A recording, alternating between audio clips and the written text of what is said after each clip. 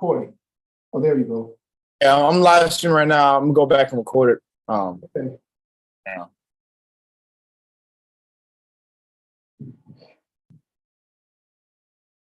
There you go. Yeah. All right, brothers and sisters. If there are anybody, sisters here, I don't know if I see any sisters in the back. How's everybody doing this evening? Oh, Tawab, definitely Tawab. Beautiful. Y'all fighting, right? Of course. You say of course, but shit. You know, fighting don't mean just going through the motions. Fighting means where are you in your spirit where is your mind as you go through what you're going through, right? Are you just trying to get through it, or are you trying to win? So, before you answer so hastily, y'all fighting your battles? Right, exactly. Then that means if that's what you're doing, then you fight your battles, man. Because what young men are cut out for, you know? Young men are cut out for the physical duress that makes it so that your mind has to put your body in check, right? And then when you get old, you've given what your body has to give. And because you exercise your mind in keeping your body in check, guess what you have? You have all of that experience and wisdom to hand down to them cats that are physically able to get down. And that's the cycle. Most I tell you that the beauty of the young man is his strength, right? And the glory of the aged man is his gray hairs, right? That means his age, his wisdom. All right. So Elisha, you had a question. You had a couple of questions, but we're gonna address the first one because it's really very simple. What happens is your question was, go ahead and read Nehemiah chapter 9 and verse 1, and you'll see that the answer is in chapter 8. Yeah. So, but his question was, why was it that the Day of Atonement was held on the 24th day of the 10th month, right, or the 7th month? Which one was it? It was on the 24th day, Kyle. Of the 7th month. Instead of the day appointed in Leviticus, and you're going to see the answer. So go ahead first and read Nehemiah chapter 9 and verse 1, and then we're going to go backward to chapter 8 and get the answer. God, Nehemiah 9 and verse 1. Now on the 24th day of this month, the children of Israel were assembled with fasting and with sackcloth and earth upon them. And the seed of Israel separated themselves from all strangers. Okay, that's enough. Is that the end of it? Read to the end of the second verse. God. And the seed of Israel separated themselves from all strangers and stood and confessed their sins and the iniquities of their fathers. Okay, go back. Read verse 3. I'm sorry. And they stood up in their place and read in the book of the law of the Lord their power 1/4 part of the day. That means what? For 6 hours, they were sitting there reading, brother, getting the law read by Nehemiah and Ezra. Go ahead. And another 4th part, they confessed and worshiped the Lord their power. That's how they spent 12 hours of the day. Now, you know what? That was not them recognizing a Day of Atonement. That was them actually coming back to the Heavenly Father and showing repentance. And the key is in chapter 8. I'm going to show they were showing repentance for the state that over the years, by the time Nehemiah and Ezra was in charge, Israel had fallen so bad. Listen to this. You're going to read only chapter 8 and verse 16 and 17. Here's the key. All right. God, Nehemiah 8, verse 16. So the people went forth and brought them and made themselves booths, and every one upon the roof of his house, and in their courts, and in the courts of the house of the Most High. Now, what's taking place is what? They're getting ready to acknowledge and commemorate the Feast of Tabernacles. But listen to how long it had been since they even did any of the laws. Go ahead. And the street of the water gate, and the street of the gate of Ephraim, and all the congregation of them that were come again out of the captivity made booths, and sat under the booths. For since the days of Joshua, the son of Nun, until that day, had not the children of Israel done so, and there was very great gladness. So they hadn't kept the Feast of Tabernacles or anything else from the time of Joshua. Huh? Now it says Joshua there, exactly. So they were coming back. So they caught it in time enough for the Feast of Tabernacles. And then the next chapter, once the Feast of Tabernacles was open, they what? They honored that. Then they went in and repented. And that's why you read down into verses 1 through 3 of chapter 9. It shows you they had to declare their sins, they had to confess, and they had to be reacquainted with the laws. Right? And the same thing had happened before Judah went into captivity during the time of Josiah. You guys been following that history. How Jeremiah's father, Hilkiah, the priest, stumbled across the book of the law. What the hell had they been doing up until that point? Following after the nations out and operating off of somewhat memory, right? Combining what the Most High's mandates were with things that you guys know, things that they were intermingling from the cultures and the customs of the other nations. So that's what that is. It's just they were totally disassociated from the demands, from the laws, from the time of Joshua. And that scares the shit out of me, because it shows you how long the Most High will go. Well, guess what happened? It's not like he didn't send prophets. It's not like he did. You see what the people took Jeremiah through. You understand? You see what Isaiah and the other prophets had to endure because of our rebellious kings and priests. And they're the ones who set the stage, the leaders. That's why you read the earlier part of Isaiah, it says the leaders of this people cause them to err. And they that are led of them are destroyed. They're the ones that got what? They got us into this circumstance, right? Okay. Second question was, why did Yahushua spend so much time with the Samaritans? Go ahead and pose that question yourself. That one is the meat of the class tonight. I believe it was in John 4, but yeah, it's John 4. We always go over the verse of how it says, Christ says it's not meat to give it to the Samaritan. The Samaritan woman was asking for a blessing, I believe. And Christ said, listen, this is what we'll do. What happens is the Samaritan woman was claiming to be a Jew while simultaneously, Shalom, Mama Yetazah, how you doing out? Shalom, everyone. We're getting ready to go to John 4 so that you can be ready. All right, bro? All right. So the Samaritan woman was claiming, let's just get enough of it out to orient everyone else that's listening in, including the brothers and sisters that are with you. Go to John, chapter 4 and start off at verse 1. You're going to read like from verse 1 to 9 for now. John chapter 4, verse 1.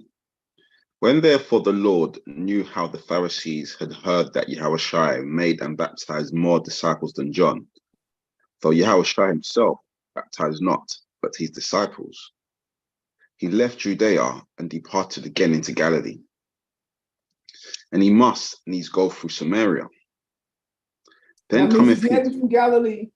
He's heading from Jerusalem to Galilee. So if you guys are familiar with your map, then you know that he's in Jerusalem and he has to head up north. He's heading up north, and between Jerusalem and Galilee lie the cities of Samaria. Go ahead. So he must need to pass through. He can't get to Galilee without passing through Samaria. Go ahead. Verse 5. Then cometh he to a city of Samaria, which is called Sychar, near to the parcel of ground that Jacob gave to his son Joseph. Now Jacob's well was there. Yahushua therefore, being wearied with his journey, sat thus on the well. Mm-hmm. And it was about the 6th hour. There cometh a woman of Samaria to draw water. Yahushua saith unto her, Give me to drink. Go ahead. For his disciples were gone away unto the city to buy meat. Then saith the woman of Samaria unto him, How is it that thou, being a Jew, askest drink of me, which am a woman of Samaria? Uh-huh. For the Jews have no dealings with the Samaritans. So you guys have had this reading before. You know that what took place was the woman recognizes and distinguishes that she is not an Israelite and that Christ is, and found it strange that Christ would even speak to her, right? Okay, moving ahead, they get into the issue of who are the true worshipers of the Most High. So we're going to jump down to that. We're going to jump ahead. Let me say this, what we'll do is jump down where the woman asks Christ. Remember, what continues now is just, Christ asking for water, and she makes a point of saying, how is it that you're speaking to me? And he says, if you knew who it was that was talking to you, you would ask him of living waters, and he would give that water. Well, give me that water. And he goes, go call your husband. When she asks for the water that he was offering, he says, go call your husband. So that's what we're picking it up at, okay? So I'm Yetazah, go ahead and read verse 15 on down. John chapter 4, verse 15. The woman saith unto him, Sir, give me this water that I thirst not, neither come hither to draw. Mm-hmm. Go ahead. Yahushua saith unto her, Go call thy husband and come hither. Right. Go, call thy husband and come hither. Go ahead. The woman answered and said, I have no husband. Mm-hmm. Yahushua said unto her, Thou hast well said, I have no husband. He's acknowledging that everything that she said before that about being the descendants of the people who the father of Jacob, my father Jacob, our father Jacob, you just acknowledge yourself that you're a Samaritan and that the Samaritans are to be distinguished from the Jews to the degree that they don't even have no dealings. So he's saying the fact that you say you don't have a husband, that's the one thing that you're saying that's true. Go ahead. Thou hast thus spoken well. Go ahead. Verse 18. For thou hast had 5 husbands, and he whom thou now hast is not thy husband. In that sayest thou truly. Yeah, that's that. Well, you're finally speaking the truth.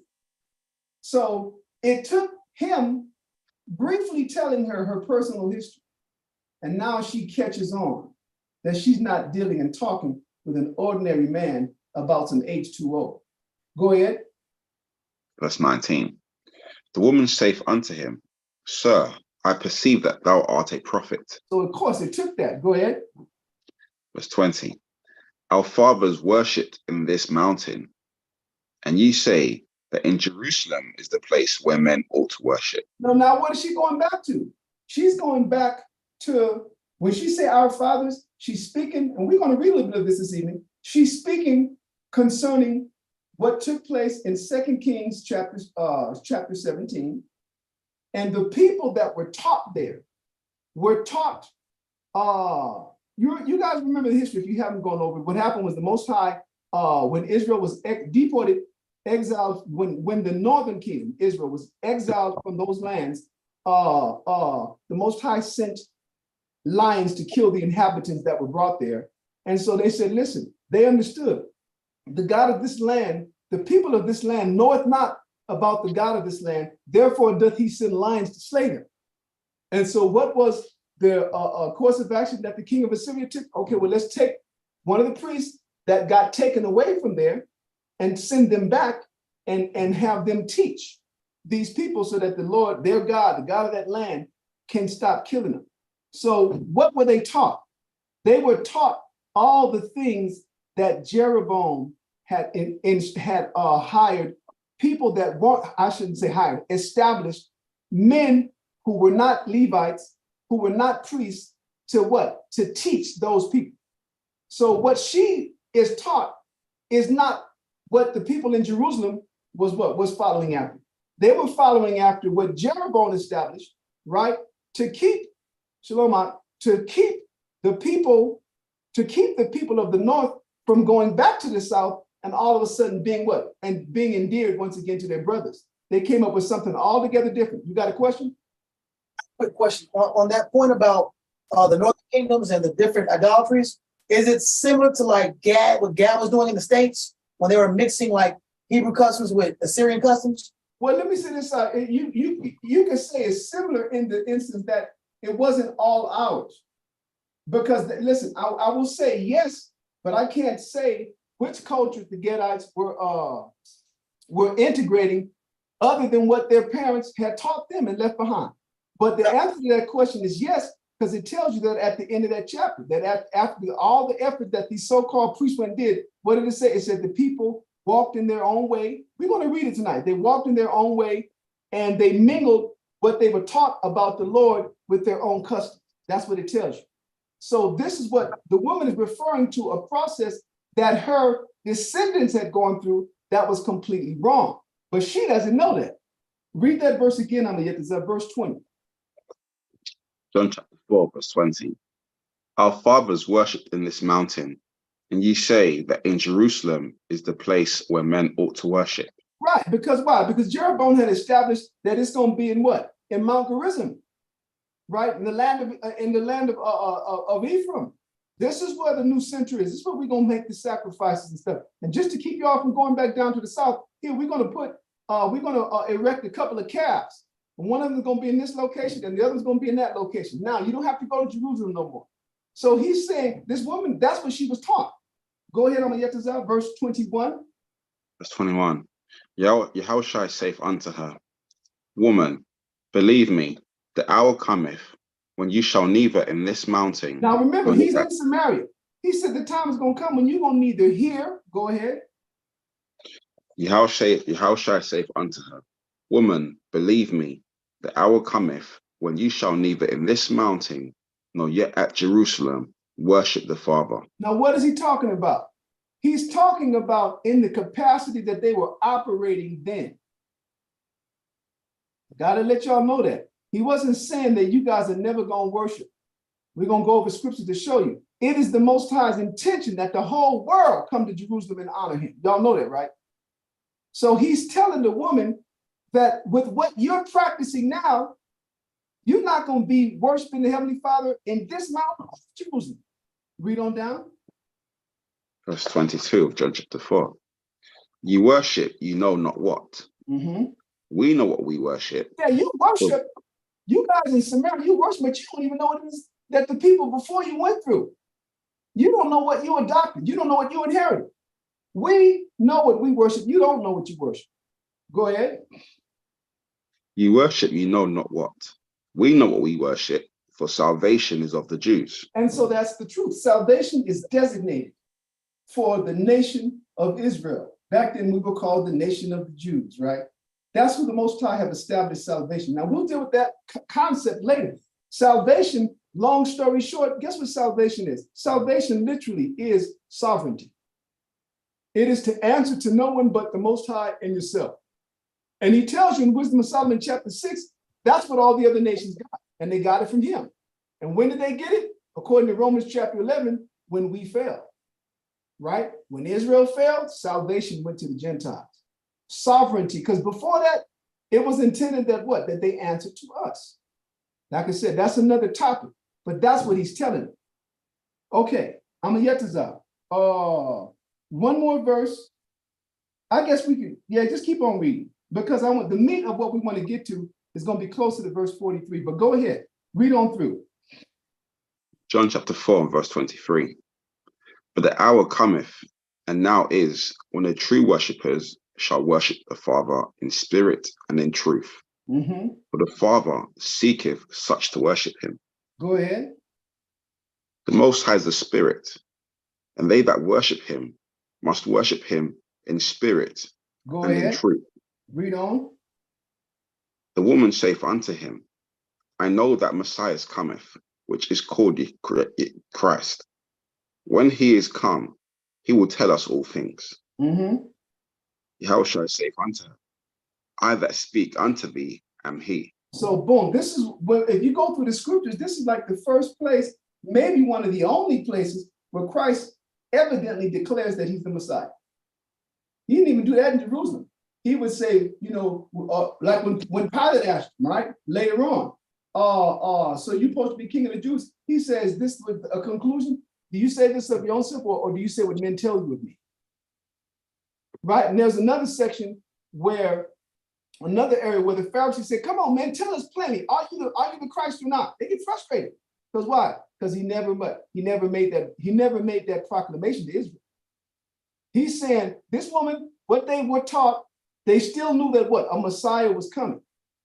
And she mentioned that, and he said, well, that's me. I'm him. Now we get to the point of that, like I said, I don't know how far read the people that are listening into the live stream is, and so that's why we went through all of that. One don't want to just answer the question and leave those that might not be familiar with this chapter completely, disoriented on what's taking place. Okay, I'm gonna get to that. Now here's the shock, verse 27. John chapter 4, verse 27. And upon this came his disciples and marveled that he talked with the woman. Yet no man said, what seekest thou? Or why talkest thou with her? Now, you know what that shows you? That we didn't, if we saw the niggas, we didn't even speak to them. Hey, shalom, good day. We didn't say nothing. And so for Christ to be sitting there holding a conversation, the apostles get there and like, they ain't gonna ask Christ. They're like, under their mouth, under their breath. Why? It shows you it was completely out of tradition concerning the Israelites and the Samaritans. But Christ is getting ready to hit them to another lesson. Go ahead. Verse 28. The woman then left her water pot and went her way into the city and said to the men, come see a man which told me all things that ever I did. Is not this the Christ? Yeah, come and see a man that told me all my dirt. I just laid it out there. This has to be the Christ. Go ahead. Verse 30. Then they went out of the city and came unto him. In the meanwhile, his disciples prayed him, saying, Master, eat. Yeah, we got the food. Come on, man, eat. Because it tells you in the beginning of the chapter, he was wearied with his journey. Go ahead. But he said unto them, I have meat to eat that ye know not of. Now, stop right there. That's the lesson. I have meat to eat that you guys don't even know about. Now, he's going to tell you what that meat is. He ain't going to leave you hanging. But this meat, it tells you that what? That it did not include the apostles at this point. Period, point blank.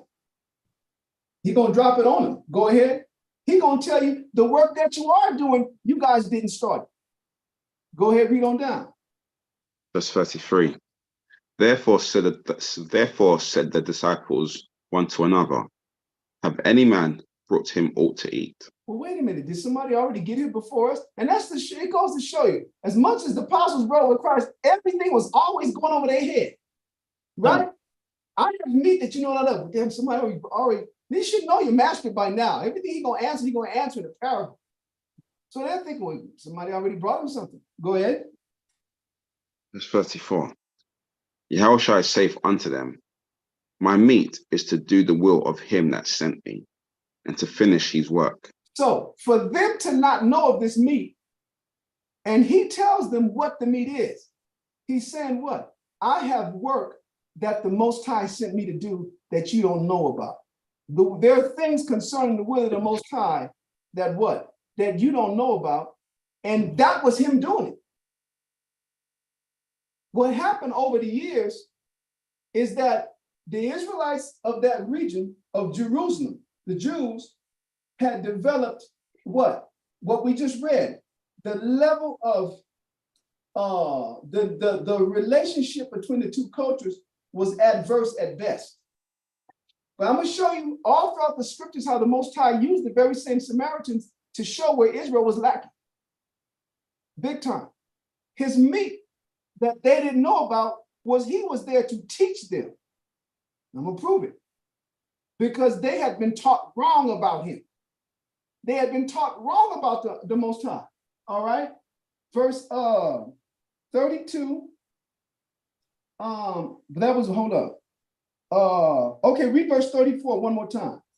So don't forget, verse 32, he says, I have meat to eat that you know not of, that ye know not of. Verse 34, he's telling you what that meat is. So we know the will of the Most High for Christ was teaching.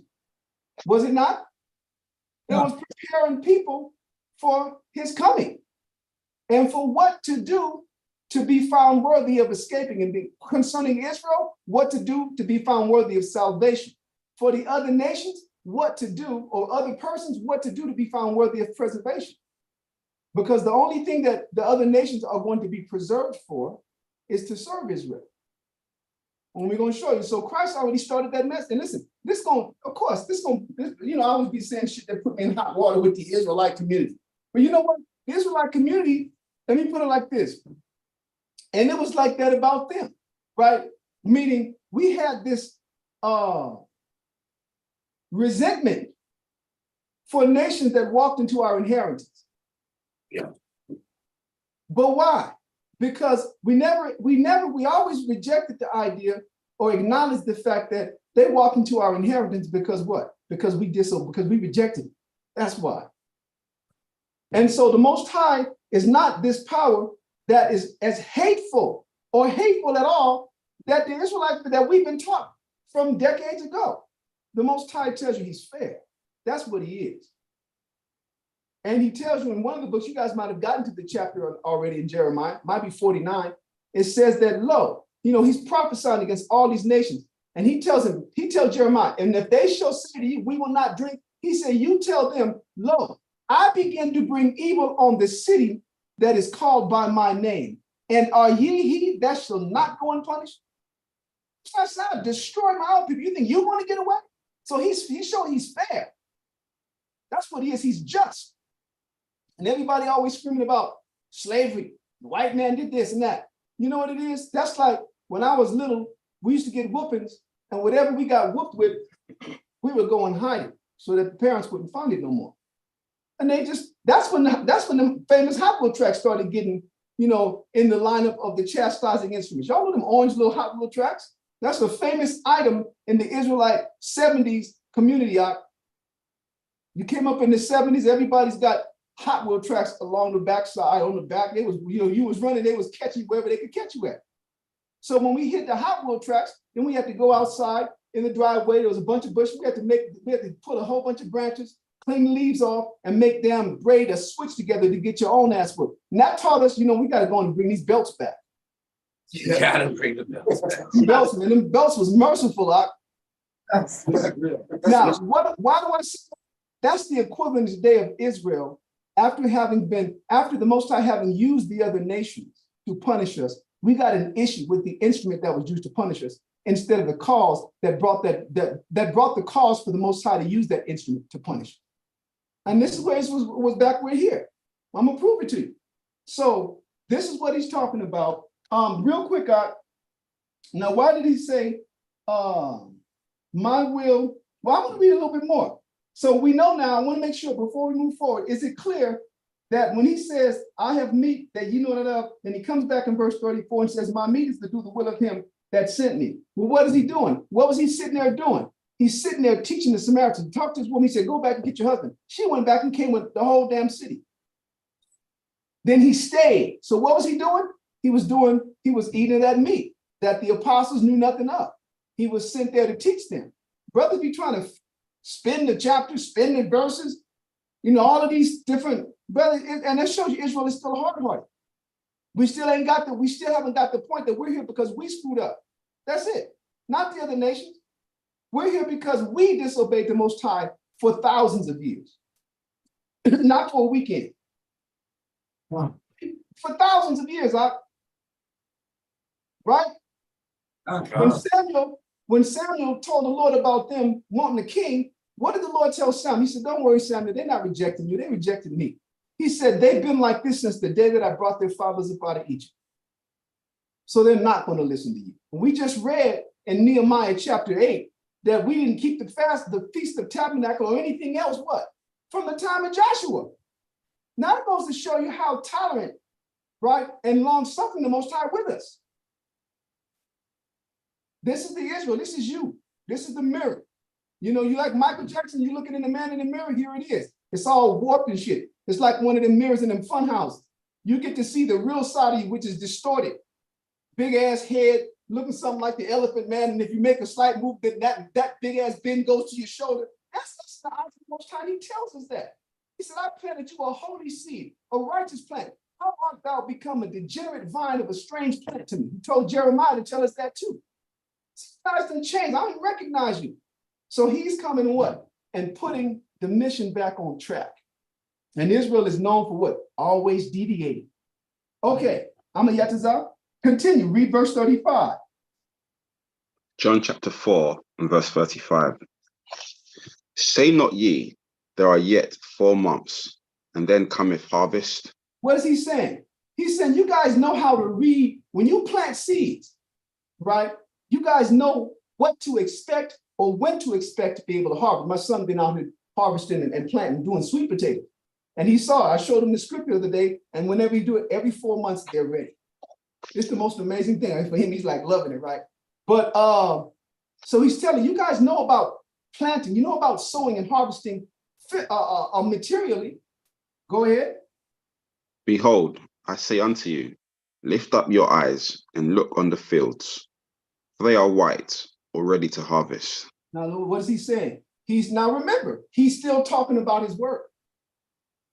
He's still talking about him dealing with that Samaritan woman. And he says, look on the fields, they're ready to harvest. What is he saying? He's saying that they've already been planted.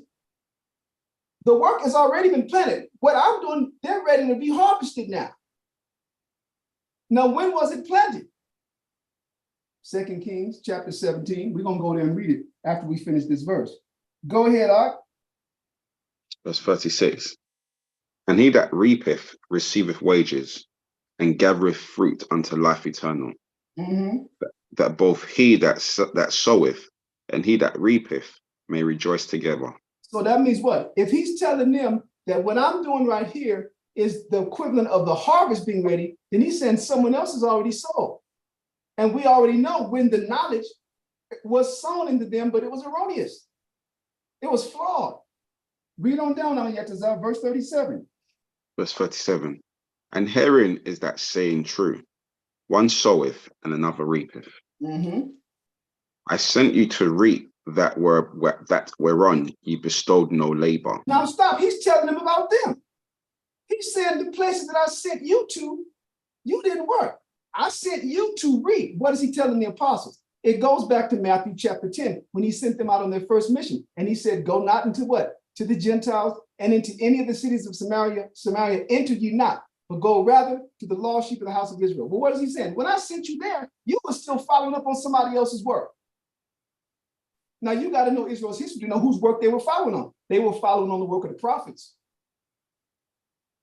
That's who the Most High used to what? To put all of that time into Israel, especially after coming back from the exile in Babylon. Nehemiah, Ezra, Zerubbabel, all of them cats. Listen, and then the Most High, he kept it with the Levites all the way to Mattathias. Asamoneus was Mattathias' father. Mattathias' son was Judah Maccabees and his 4 brothers. Jonathan gave his life in the defense of the nation. Eleazar gave his life in the defense of the nation, right? And it was Simon. Simon was the one who the Most High allowed the Maccabean posterity to continue.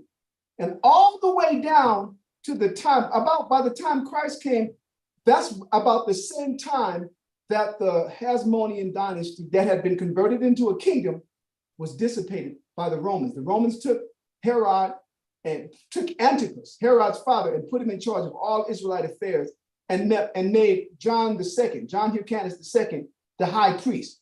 And then after that, the Romans came and took Herod, the son of Antipas, and made him king of the Jews.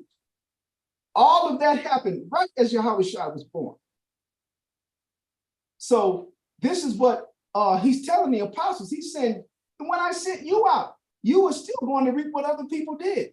I'm referring you to what? To Matthew chapter 10 and verses 1 through 7. So you can go read that on your own, where he says what? Where he says, he sends them out and he tells them to go not to the nations, right, the Gentiles. But what? He's not saying that he wasn't going to go there. He's not saying that some work wasn't going to be done among them. I'm going to prove that because I know the things I'm saying is like, yes, Elisha. Just on that point, I had a question. Because eventually Peter specifically did go into Samaria. But hold on. We'll get to that later. What happened is Peter didn't just up and go to Samaria. Peter had to deal with Samaria because just before you read the chapters in the book of Acts, Israel had been scattered because of a persecution and they killed James, right? They started persecuting the Pharisees, started persecuting the Israelites. And I think Herod, one of them, killed James. They killed the original James, the brother of John. And so the nation during the persecution was scattered. This might be later. This was during the time of Saul. Actually, this was just before Saul's conversion, where they got scattered. And it tells you they went to Samaria they went to the other nations, the other scattering about, but Samaria was one of them. And it tells you that the apostles stayed back in Jerusalem. They was going to weather that storm of persecution. Then afterward, he would go to Samaria. He didn't, he went to Samaria to deal with the people that was committed to him that had fled to Samaria. Now, I'm not going to say that they wasn't mixing and teaching and stuff like that, but when you read the dynamic that ensued between the work of Peter and the work of Paul, you can see that Peter had a lifelong resistance to dealing with Israelites that were born out of our culture. Peter was very resistant to that. And that's why he had to, in Galatians chapter 2, Peter had to be recognized. He had to recognize that just as the Most High established him to be an apostle of the circumcision, Paul was the one that was established to be an apostle of the uncircumcision, who were also called the Gentile. But that's another lesson. So we're going to get there. Okay, so here in verse 38, read verse 38 again. John chapter 4, verse 38. I sent you to reap that whereon you bestowed no labor. Other men labored, and you are entered into their labors. He's telling the apostles that which you are doing. You ain't the beginning. Now, in order to understand that prophecy or that statement, you have to know the history of Israel. Who did the Most High use to sow what was sown into Israel before the coming of the apostles? It was all the prophets for thousands of years. It began with Moses. That's who it was. And so he's telling the apostles, this ain't the beginning of the work. You guys are picking up where others left off. Now he's saying the same thing about the Samaritans. Now, real quick, since that's the nature of the question, let's go back to 2 Kings. I want you to read this one speedily, Amayatazar. You're going to go to chapter 17, and you're going to read it from verse 22 to 41. We're going to show you what is. So when the woman said, our fathers worship at this mountain, right? And you guys say that Jerusalem is the place. This is what she was referring to. And this is what Christ is referring to as people having sown among them. So go there. 2 Kings chapter 17, verse 22. The children of Israel walked in all the sins of Jeroboam, which he did. They departed not from them, until the Lord removed Israel out of his sight, as he had said by all his servants the prophets. So was Israel carried away out of their own land to Assyria unto this day. And the king of Assyria brought men from Babylon, and from Kuphar, and from Avar, and from Hamath, and These from were regions of Babylon and Persia, man. When you read the Josephus, they told Alexander who they really were. They was confessing, they were trying to pass off as being Jews. And when Alexander got to know the history, they confessed that, well, really, we're Persian. And during the time we were planted here. And it tells you in that very same paragraph of Josephus that whenever some benefit was to be received of the Israelites, then that's when the Samaritans were claimed to be Jews. But then whenever there was some calamity that they had to undergo, then the Samaritans would divorce themselves from the idea of being a Jew and declare who they really were so as not to incur the wrath that was targeting the Jews. They were basically opportunists. All right. Let me give you that real quick. You guys can read that on your own. All right. Hold on real quick. That's going to be in Antiquities of the Jews. Huh?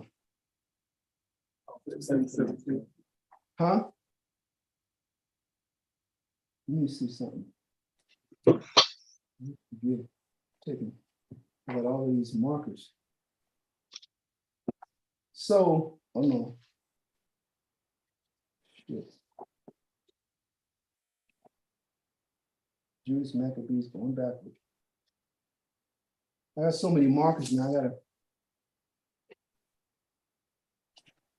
Let me show you where it is.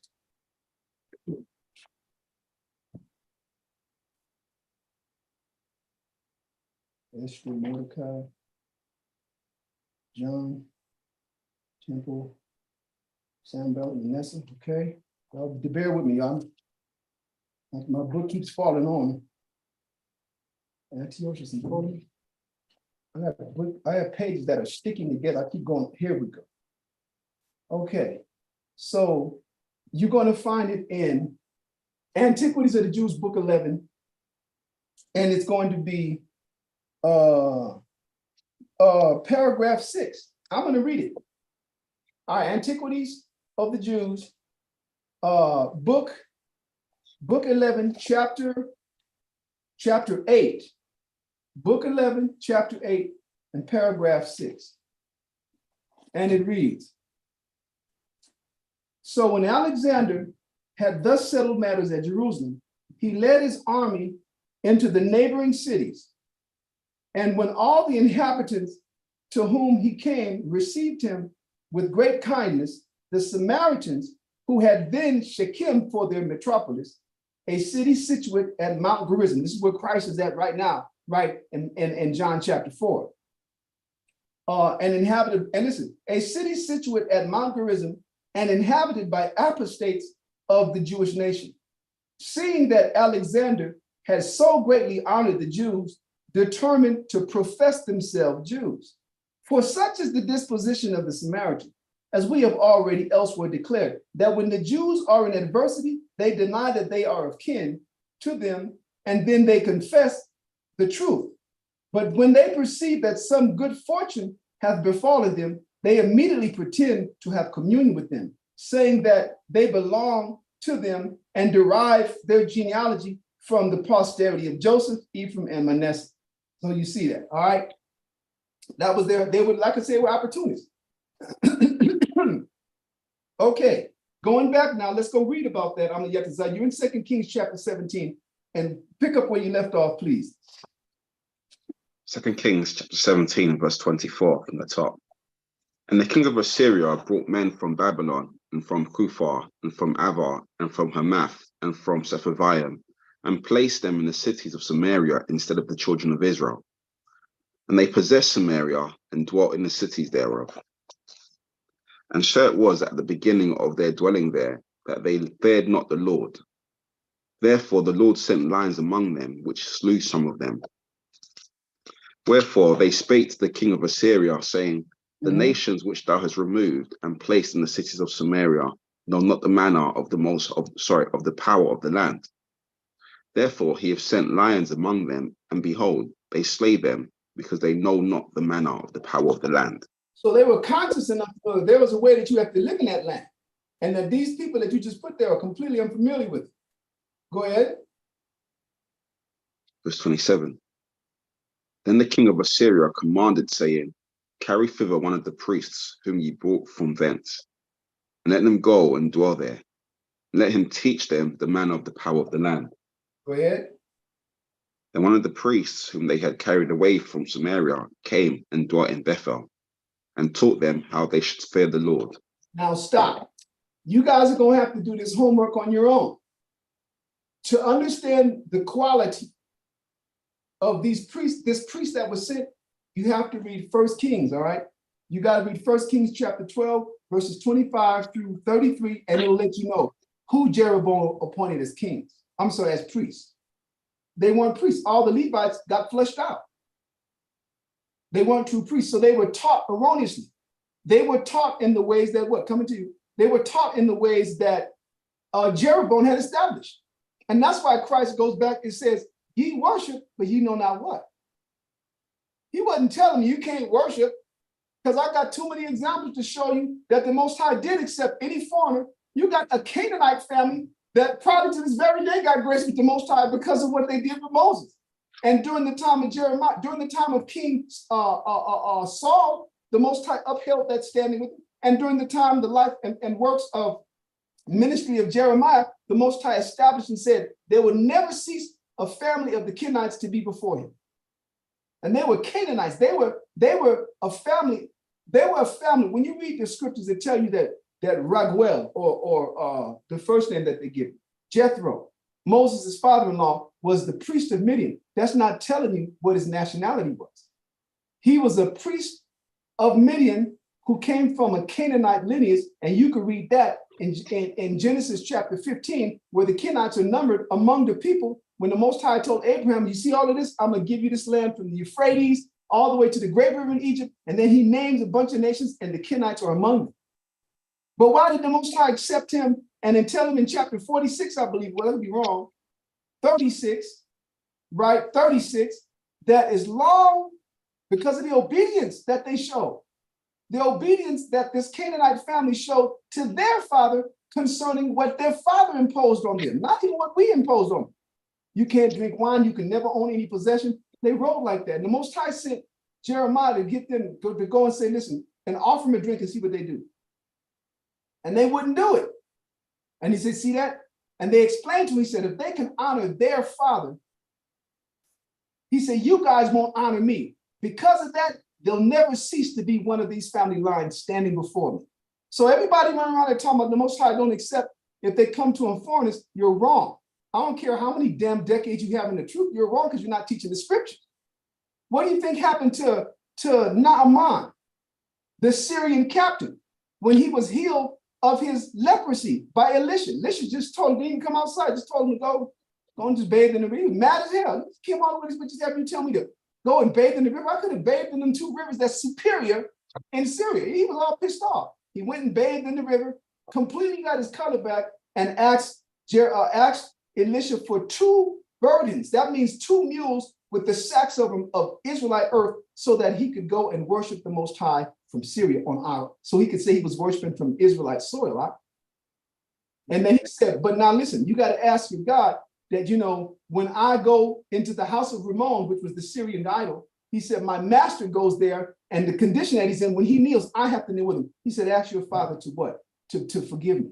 It's not me doing it. He says, I'm his servant. And Elisha says, go in peace. That means what? As you wish. That's how that's how Yahushua was with people because that's what the Most High want. So now this woman is showing what? Christ talked about that. She still don't understand it. But she said, I want some of that water. I ain't got to come back here again. I want some of that water. He said, go call your husband. Now we're going to pick it up. No, I'm a Yetazar.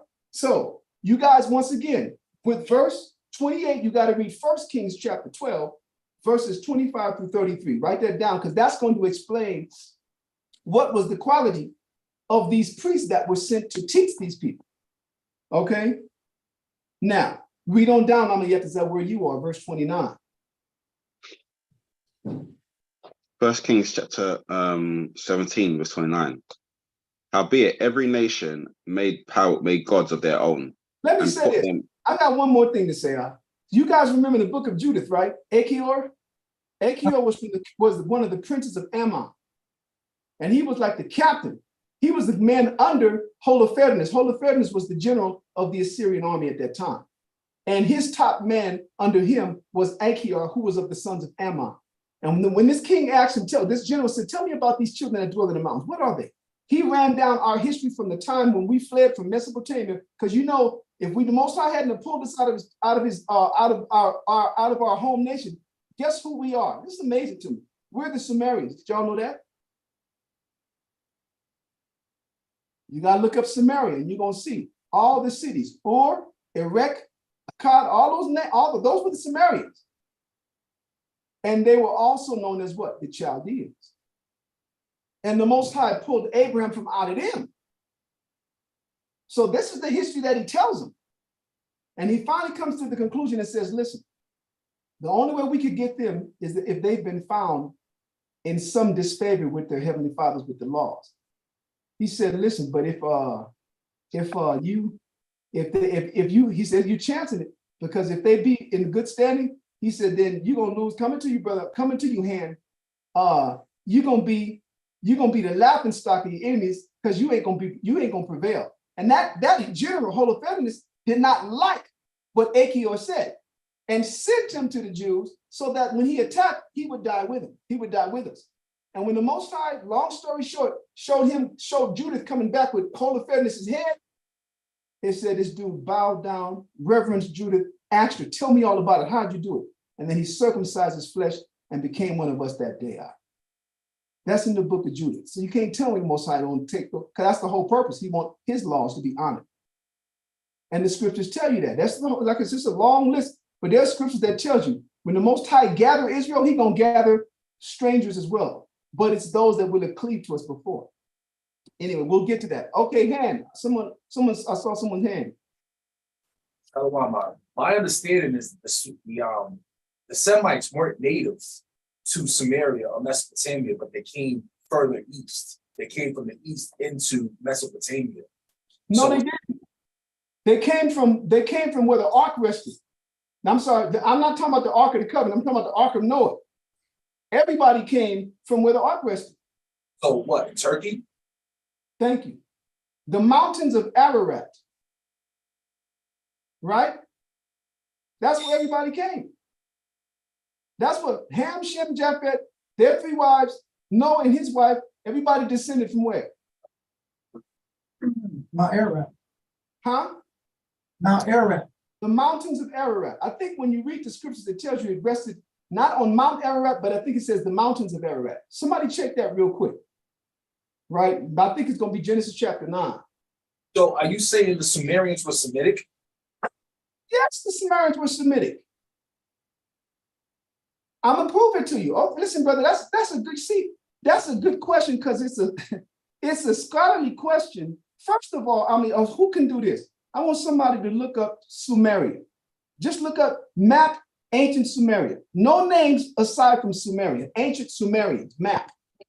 And Yatazaz actually gonna do it because I want him to put it on the screen. In the meantime, I'm gonna use the restroom. I'll be right back, y'all. Y'all, I don't know if you don't have to push pause. Y'all can chop it up. I'll be right back.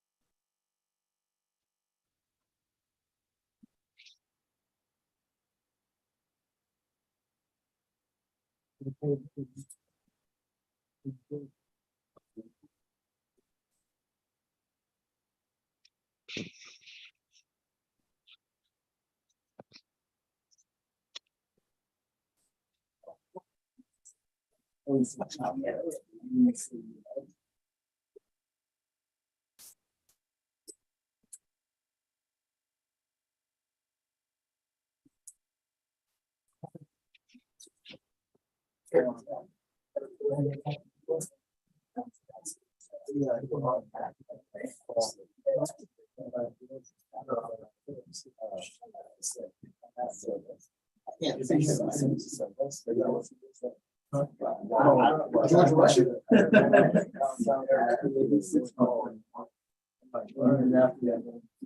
George what? George Washington. Okay, I see it right here. Okay, so that's like it's right next to. Yeah, I don't see that. No, I see it.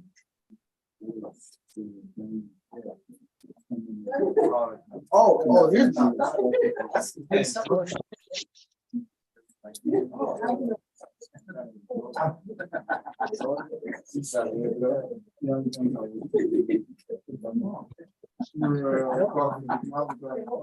Yeah, I didn't know. That's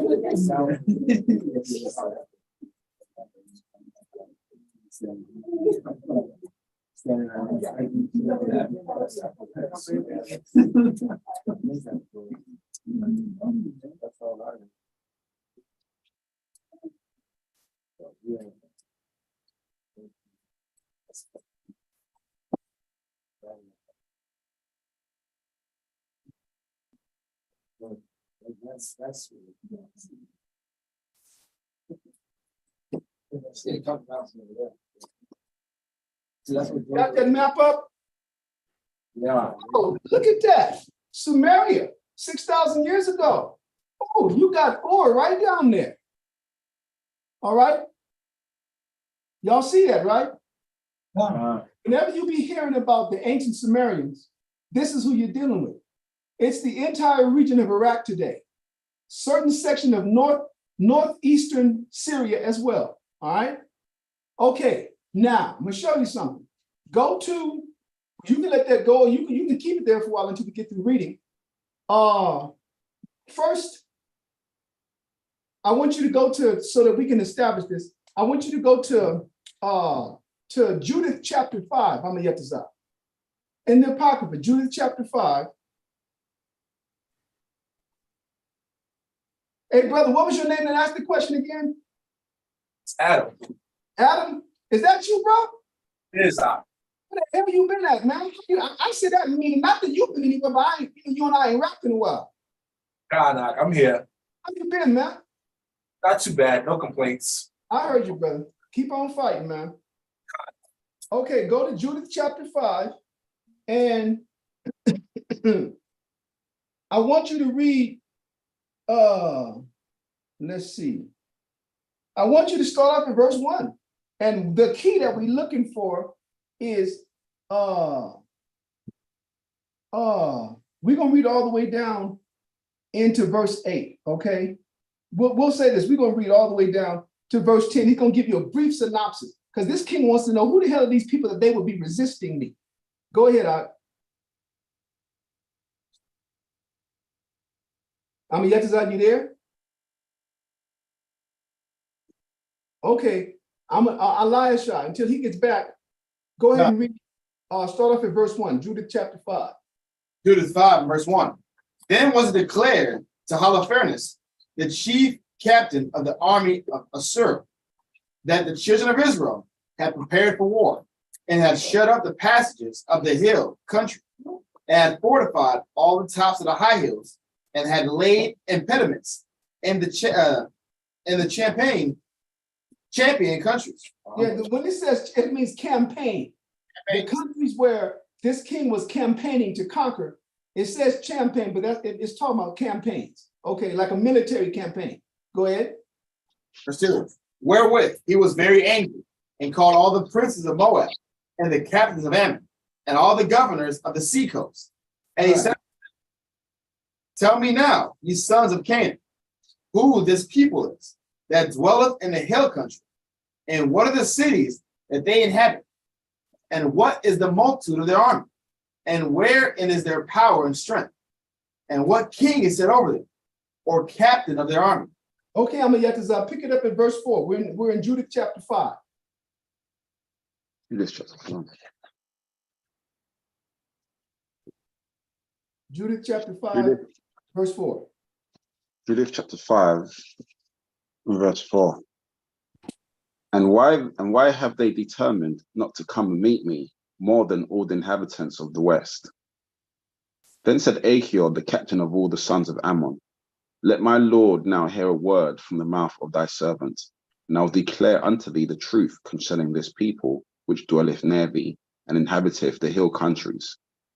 And there shall no lie come out of the mouth of thy servant. So he said, I'm going to tell you their history. Go ahead. Verse 6.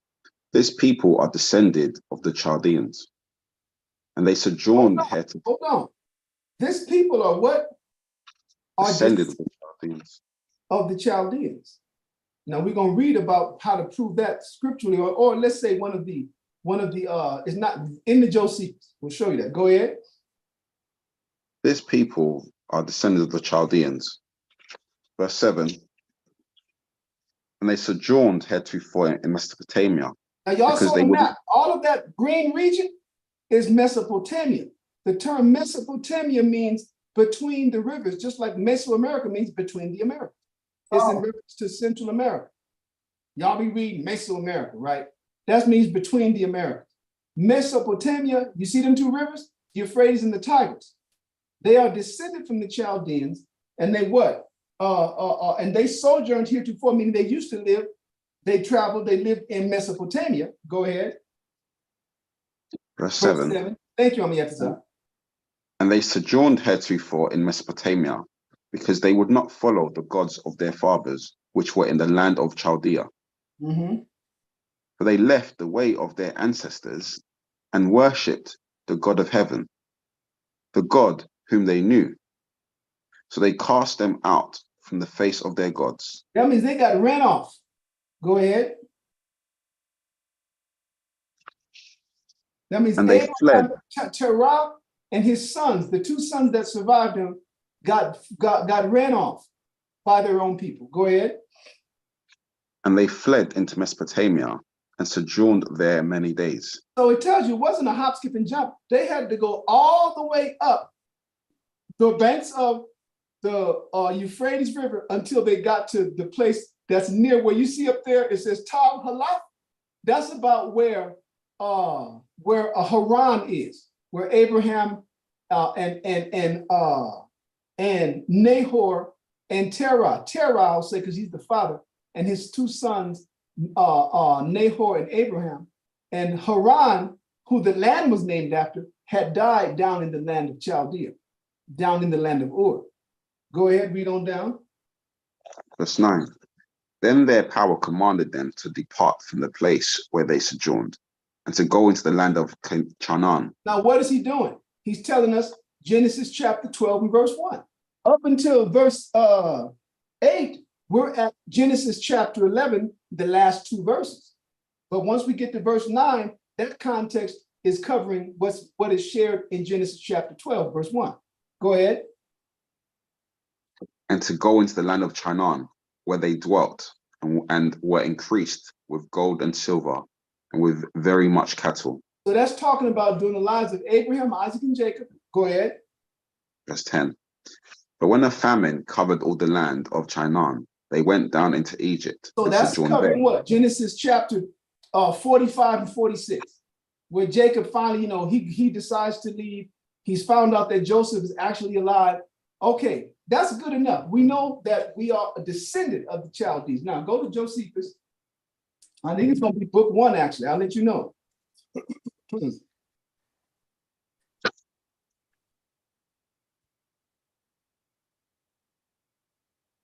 It's definitely going to be book 1. I just have to find it. 10 plagues came from Egypt. It's like going to be book 1 and chapter 4. I'm trying to, sometimes my memory kick in and other times it don't. There might be chapter 4, chapter 6. Nope. I'm still in book 2. Hold up, y'all. I'm getting there. Book 1, chapter 6. Yeah, it is. It's book 1. Okay. Antiquities of the Jews, book 1 and chapter 6. And I'm going to read paragraph 4. And this is going, because what he does is after the flood, he deal in paragraph 2. Let's see, in paragraph 1, he speaks of the grandchildren of Noah, right? And so paragraph 1 talks about Japheth. Paragraph 2 talks about Ham. Paragraph 4 speaks of Shem. So the brother's question is, are the Sumerians Shemites? Go ahead. Now we see that the Sumerians right here are actually the Chaldeans. Go ahead. And I'll read. Go ahead. I'm gonna say you read paragraph 4. Start at the beginning, please. The Antiquities of the Jews, book 1, chapter 6, in paragraph 4. Shem, the third son of Noah, had 5 sons who inhabited the land that began at Euphrates. Oh, wait a minute. Where did the Shemites inhabit? The land that began at the Euphrates. That means from there, it continued eastward to the other river. And you see it. All right. Go ahead. Who inhabited the land that began at Euphrates and reached to the Indian Ocean. Whoa, hold on. You know why he says that? The Indian Ocean, that means you got all of, I hope this is good enough. I want you to give me a map of, okay, does this get any bigger? Just give me a map of India. I don't know if you want to say Middle East, but the point is you'll see the Indian Ocean is all of that lies to the south of Pakistan, India, basically back in the landmass that we see now. Oh. We want to be able to get the Indian Ocean. Okay. And you're going to see when you read it, then you're going to find out, oh, Persia, because that's Iran, right? Indian Ocean, they released it to the Indian Ocean. Who is that? That is Elam and India. All that is Elam. And they released right into the southern shores of those countries released to the Indian Ocean. So we all started west, and those of us headed east, those of us headed northwest, those of us headed south and southwest. I say us, meaning this of all the sons of Noah. While he's looking for that, we'll wait.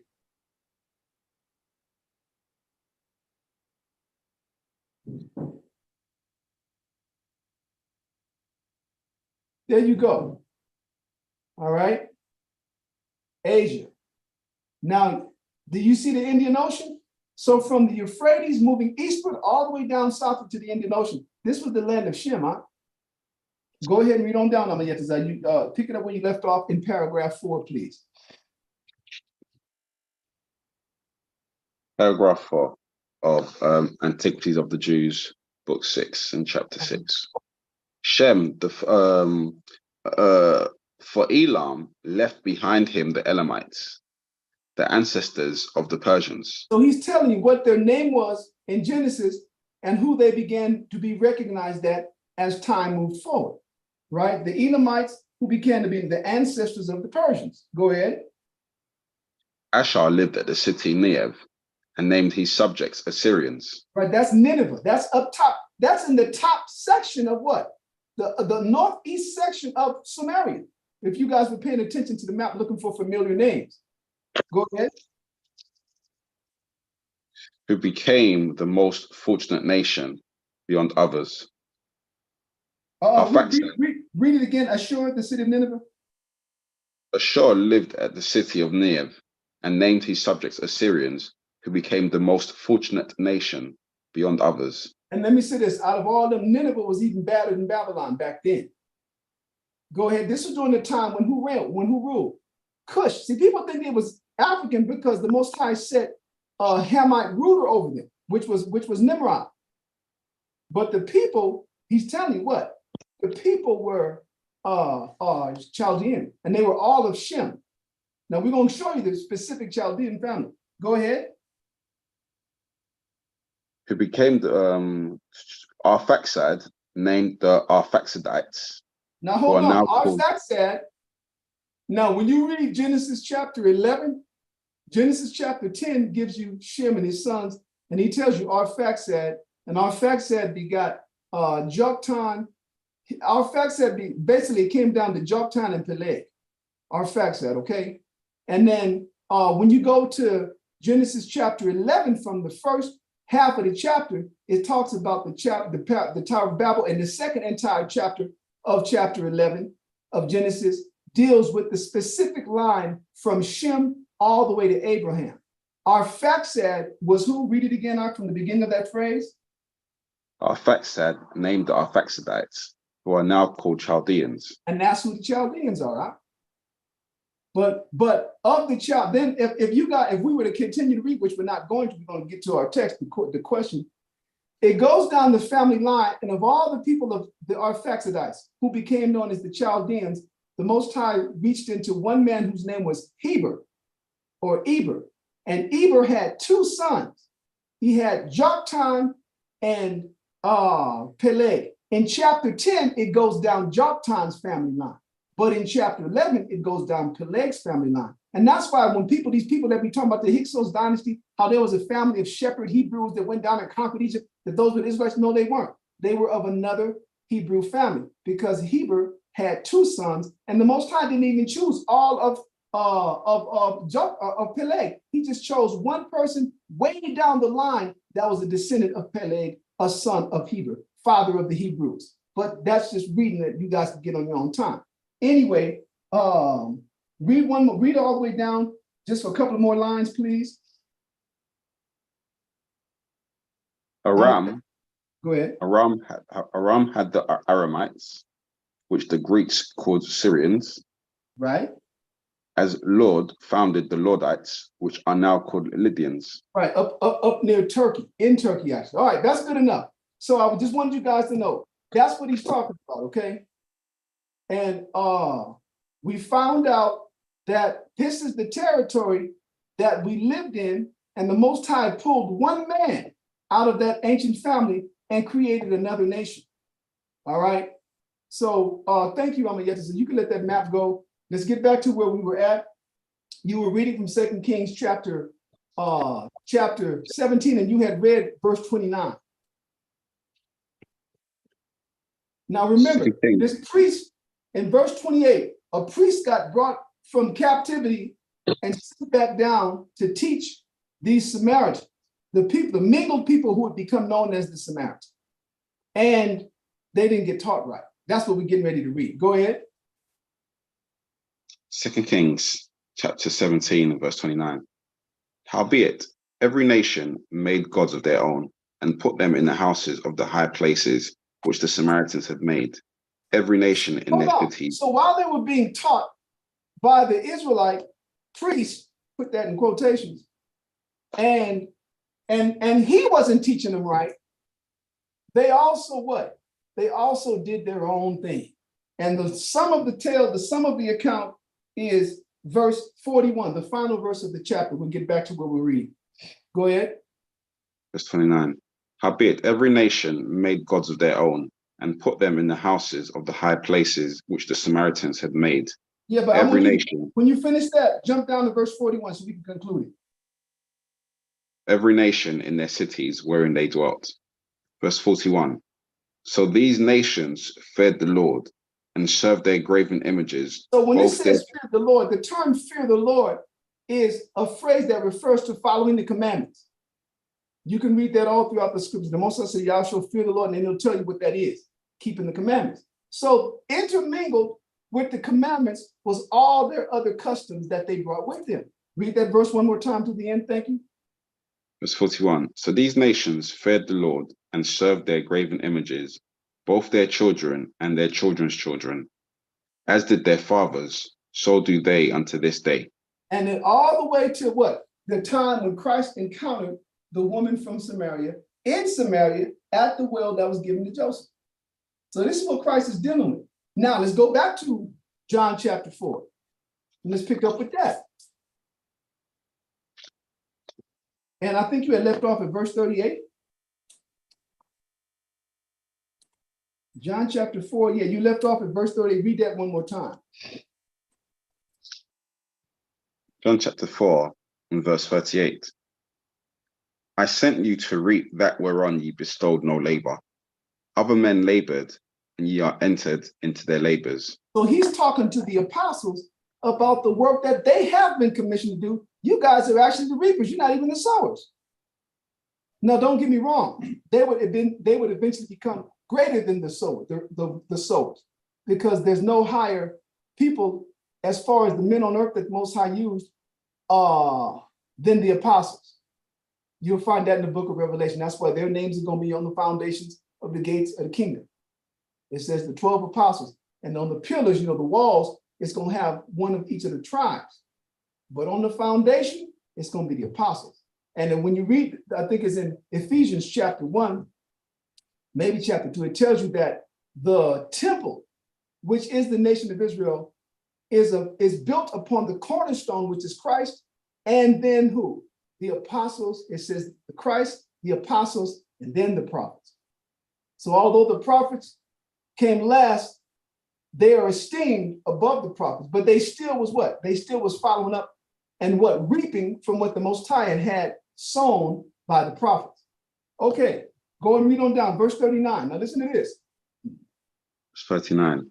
And many of the Samaritans of the city believed on him for the saying of the... Wait a minute, because that's controversial. So all we got to do is read history. We're going to do it now for you guys to do. But go and read how the Most High dealt with any nation that received them. That's all. Do that. And so what did they have coming? Read on down on. Verse 39. And many of the Samaritans of that city believed on him for the saying of the woman, which testified, he told me all that ever I did. Mm-hmm. So when the Samaritans were come unto him, they besought him that he would tarry with them, and he abode there 2 days. Mm. And many more believed because of his own word. So what did he pass 2 days doing, y'all? What was his words? He was teaching them. He wasn't cussing them out. He wasn't calling them dogs. He taught them. Because that's what the Most High has shown us from the beginning. What do you think he told Abraham when he chose Abraham? He said, blessed will be all those that bless thee, and cursed will be all those that curse thee. Did he not say that? Did he not tell Abraham that in thy seed shall all the nations of the earth be blessed? What is that referring to? The Most High, you listen, this is a drawn out lesson, but what happens is the Most High is going to use them to heal. He's going to use us to heal them.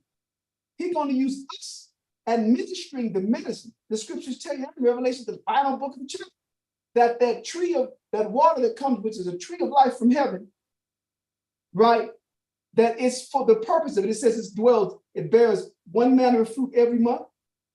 It's for the healing of the nations. That's literally talking about the Spirit of the Heavenly Father that he's going to put in us. Remember that, that's Jeremiah chapter 31. With the new covenant is that the Most High is going to take his Spirit and put it in us, so we won't never have to teach each other. We won't have to have these classes, but we will be having them with the nation. It tells you that in Isaiah chapter 1, Isaiah chapter 2, and Micah chapter 4.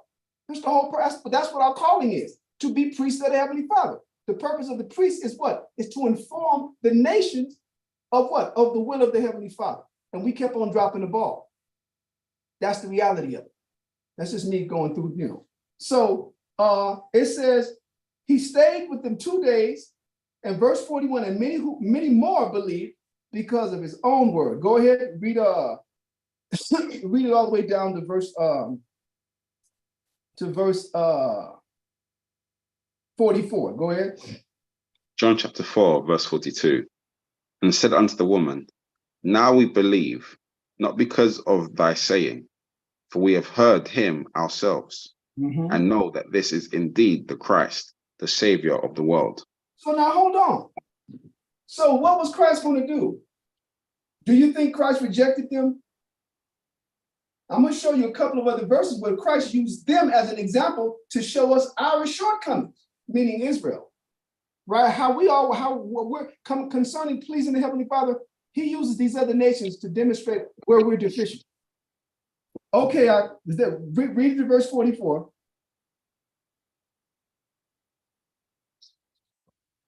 John chapter 4, and verse 43.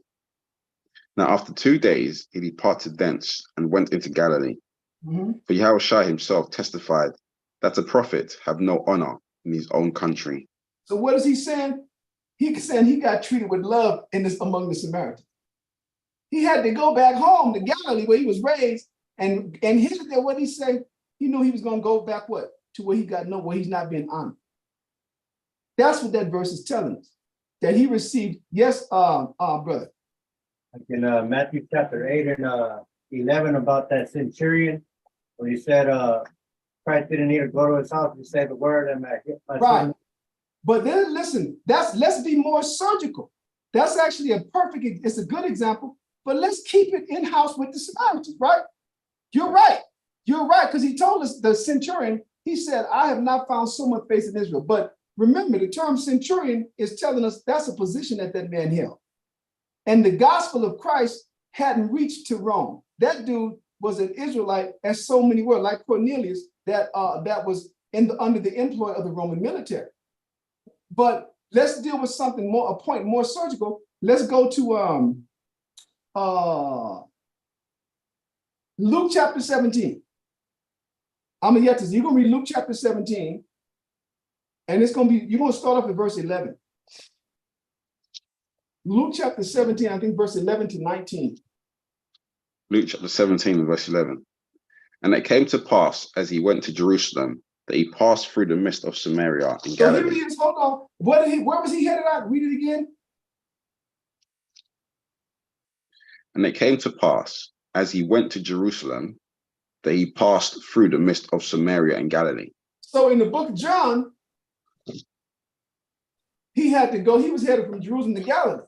In this account, he's coming back down now from Galilee and got to Jerusalem, got to pass through Samaria again. That was the road, that was the highway. Go ahead, read on down. Verse 12. And as he entered into a certain village, there met him 10 men that were lepers, which stood afar off. And they lifted up their voices and said, Yahushua, Master, have mercy on us. And when he saw them, he said unto them, Go show yourselves unto the priests. Listen, he didn't say nothing, no deep words. They asked, have mercy, and he said, go show yourself to the priest. That means this miracle was going to happen on their way to the priest. If they had faith, they would head it to the priest. If they were waiting to see something, they were going to wait. They were going to miss it. Read on down. And it came to pass that as they went, they were cleansed. See that? On the way. Faith without works is dead, baby. They had to listen. Imagine if they had stayed waiting to be healed. It wouldn't have happened. The fact that they had to go and to see, show the priests themselves was what? Was proof of their faith. Go ahead, read on. Verse 15. And one of them, when he saw that he was healed, turned back, and with a loud voice glorified the Most High. He was, brother, screaming to praise the Most High. Go ahead. And fell down on his face at his feet, giving him thanks. And he was a Samaritan. And he was a Samaritan. Now watch what Christ said. And Yahushua answering said, were there not 10 cleansed? But where are the 9? He's like, well, listen, wasn't it 10 of you guys that were lepers? Where's the other 9? Go ahead. There are not found that return to give. They are not found that return to give glory to Most High, save this stranger. See that? He's showing it. The rest were Israelites. But the only one, they all looked down and saw their skin. They saw that they were healed, but only one of them was thankful enough and appreciative enough to turn back around, go to his feet, praise the Most High. And Christ said, wasn't it 10 of you guys? You're the only one, and you're a stranger. And that's the real Israel, y'all. So y'all get off the damn high horse. Talking about everybody that's listening in, thinking that Kyle Cobb is teaching heresies. That's the beautiful thing about keeping it in the book. You know what I mean?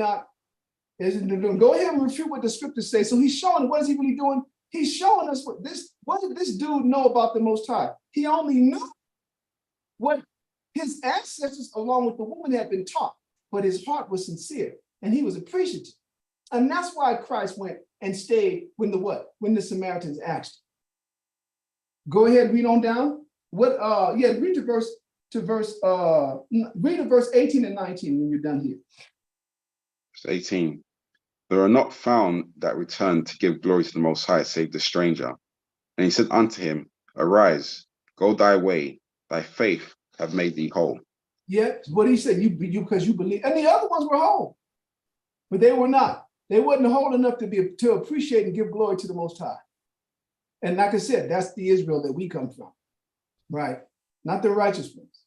Okay, another one, same like sir, keeping it along the line of the Samaritans. Go to chapter. Was it going to be Luke? It's going to be chapter 9. Luke chapter 9. Luke chapter 9. And like I said, Elisha, it's a great question, but this flood of verses is needed because that spirit in Israel is very resistant. You know, we've had this knowledge sown in us with inordinate hate. The scriptures tell you there's a time for all things, hate included, but it can't be inordinate. You can't be running around and just hating people because you're mad because your ass is assed out in the ghetto. Nigga, you're assed out in the ghetto because of your forefathers. Be mad at them. Running around here, balls in the dirt, pissed off at everybody else because you ain't got nothing. That's your fault. That's what the Most High be wanting, not. The Most High be wanting, no, we don't know mangy ass dogs whose nuts is hanging all the way down to them to their ankles, beat up with all that mange that can't even see their fur is all red, the skin. That's us. We the Most High. Why? Because we kept asking for it. Think about that. Look at all the horrible things. Christ came to the Jerusalem and he said, Jerusalem, Jerusalem, thou which slayest the prophets and them that are sent unto you. That's what we was known for. He was known for killing the people that the Most High sent to try to what? To try to stave off the wrath that he didn't want to do, that he didn't want to execute. Okay, go ahead. Chapter 9 and verse 51 of Luke. Luke chapter 9, verse 51. And it came to pass, when the time was come that he should be received up, he steadfastly set his face to go to Jerusalem, and sent messengers before his face. And they went and entered into a village of the Samaritans to make ready for him. So he's heading to Jerusalem, but once again, he's in Galilee now. He got to stop through the Samaritans, so he wasn't going to just make the long trek. He was actually going to stay in Samaria, rest the night, and go and head on down to his final ascent to Jerusalem. Go ahead. Verse 53. And they did not receive him, because his face was as though he would go to Jerusalem. Listen to this. When it says the Samaritans, where he had a person that was designated, they didn't even let them get to that person. Because when it says that they saw that his face, but that he would go to Jerusalem, that means he looked like a Jew. Simple and plain. They distinguished them as being a bunch of Jews, so they wouldn't let them into the city. Now we'll listen to what the apostles want to do. Go ahead. Verse 54. When his disciples, James and John, saw this, they said, Lord, wilt thou that we command fire to come down from heaven and consume them, even as Elias did? He said, you will burn up the whole damn town. Let us do it. Come on, Lord. Would you want us to do that? Watch, because they never but Samaritan, right? Only Samaritans. Watch what Christ said. Go ahead. Verse 55. But he turned and rebuked them and said, Ye know not what manner of spirit ye are of. You're in the wrong spirit. And you don't even know it. You know not what manner of spirit you're of. You're in the wrong spirit and you don't even know it. And how many times can that be said about us over the decades, man? Or at least myself. Go ahead. That'll show you that we can teach and be employed in the work of the Heavenly Father and be in the wrong spirit while we're doing it. And for every brother that's come up and been cultivated in hate, trying to be all tough. The military garb, don't get me wrong, that's cool. But then you can look at the guys, most of us, and see we ain't even military niggas look like that. I call them the type 2 crew. Every time when these guys, they look like got type 2 diabetes. No jokes about them, but I'm just saying that we try to put off this all hard military, and we don't even have the discipline for our diet. We're overindulgent in everything. You got guys that moonlight. I say moonlight in the sense, but then they always got time for that club, like that nightlife. It's really what we really are. We're soft and we're pathetic. That's what we really are. And to be operating in the spirit of hatred, just general hatred toward anybody, guess what happened? It shows you really don't know the spirit of Christ. You really don't know the spirit of the Most High.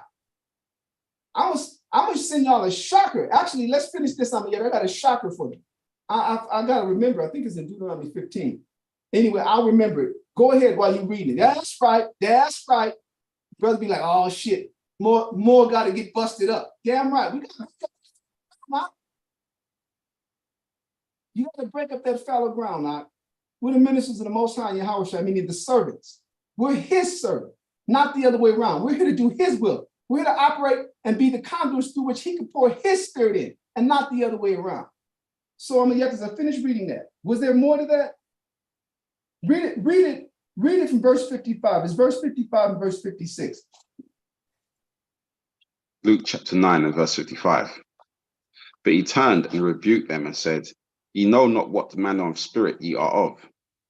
For the Son of Man is not come to destroy men's lives, but to save them. And they went to another village. Right. Okay, hold on. I got this verse, but before we even do that, I got another one. Elisha got me hooked in, locked in, beamed in on the Samaritan angle.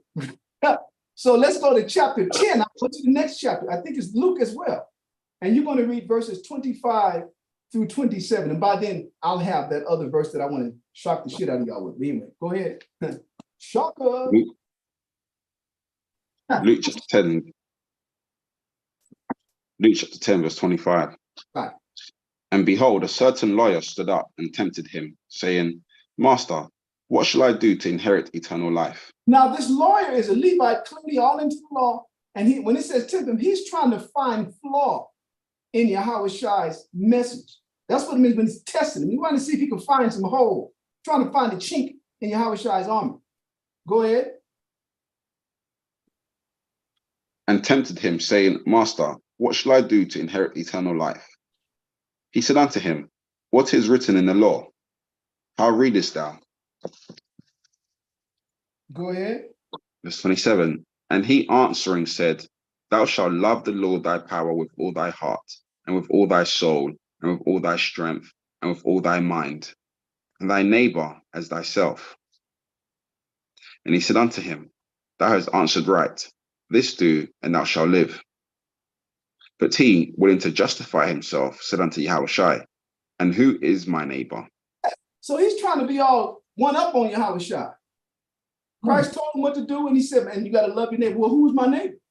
Oh. Now, Christ is not going to be direct. He's going to tell him who his neighbor is in a parable, like he's so want to do. That's what Christ did. It tells you, without a parable spoke he not. Go ahead. I mean, yes, as I continue to read. Verse 30. And Yahushua answering said, a certain man went down from Jerusalem to Jericho and fell among thieves, which stripped him of his raiment So and this wounded man, him. you're going to see throughout the account, this man that fell upon thieves is an Israelite man. And he got jacked on the road. Bet you it was Israelites that did it. But anyway, no speculating here. Go ahead. You know how some of that would have been the cheek in my armor tonight. That brother kept it in the scriptures, but then when he had to say that them cats that jacked him was Israelites, the scriptures don't say that, they don't. So, like I said, y'all, that's conjecture. But going by what niggas is doing today, and that we haven't changed since back then, but we've only gotten worse, I'll still put my money on that supposition. But go ahead. 100%. You know, That's funny. Verse 30. And Yahushua answering said, I'm sorry, no, it just makes me think of when I was younger. And I was younger, and then these Edomites would be telling me about how afraid they were to go through Brixton because of like how dangerous it was. And I'll be saying to them, I'm at more danger, you know what I'm saying, being black than you are. Like ain't not gonna mess with people of the nations. You know what I'm saying? Israelites only attack other Israelites. Let me say this, when I lived in Harlem, they had tour buses, those double-decker British-style tour buses. Yeah. Gave nations tours through Harlem to see the niggas, like a zoo tour. It's like fucking wild country safari. Where you get to be at the top of the damn, the Range Rover Defender and be taking pictures of the damn rhinos and stuff. That's how it was, Doc. And so these cats would load off this bus. I'm talking about cats from Europe, Holland, fucking Western Europe, and they would have the most expensive damn cameras, brother. There was this church. I'm trying to think of what the name of the street was, because I only just know the streets and I don't know the avenues. So I'm trying, but it was I lived on 126, and it was just right up the street and to the left, one block between the blocks, and there was this big old church where the niggas used to cut up for the tourists. I said that meaning they would overdo the gospel, singing their asses off, catching the Holy Spirit and the people would bring this expensive ass equipment, and they never got touched. Where my woman, when we lived there, couldn't even walk up the street en route to the school without being accosted by them brothers on the corner selling drugs.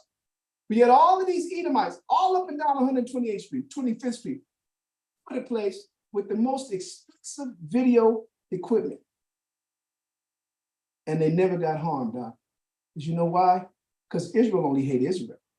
Yeah. Israel will steal your cheap ass Nikon, your cheap ass, think of the cheapest camera back in the day. Damn Kodak, the ones Kodak disposable cameras from thrifty drugstore.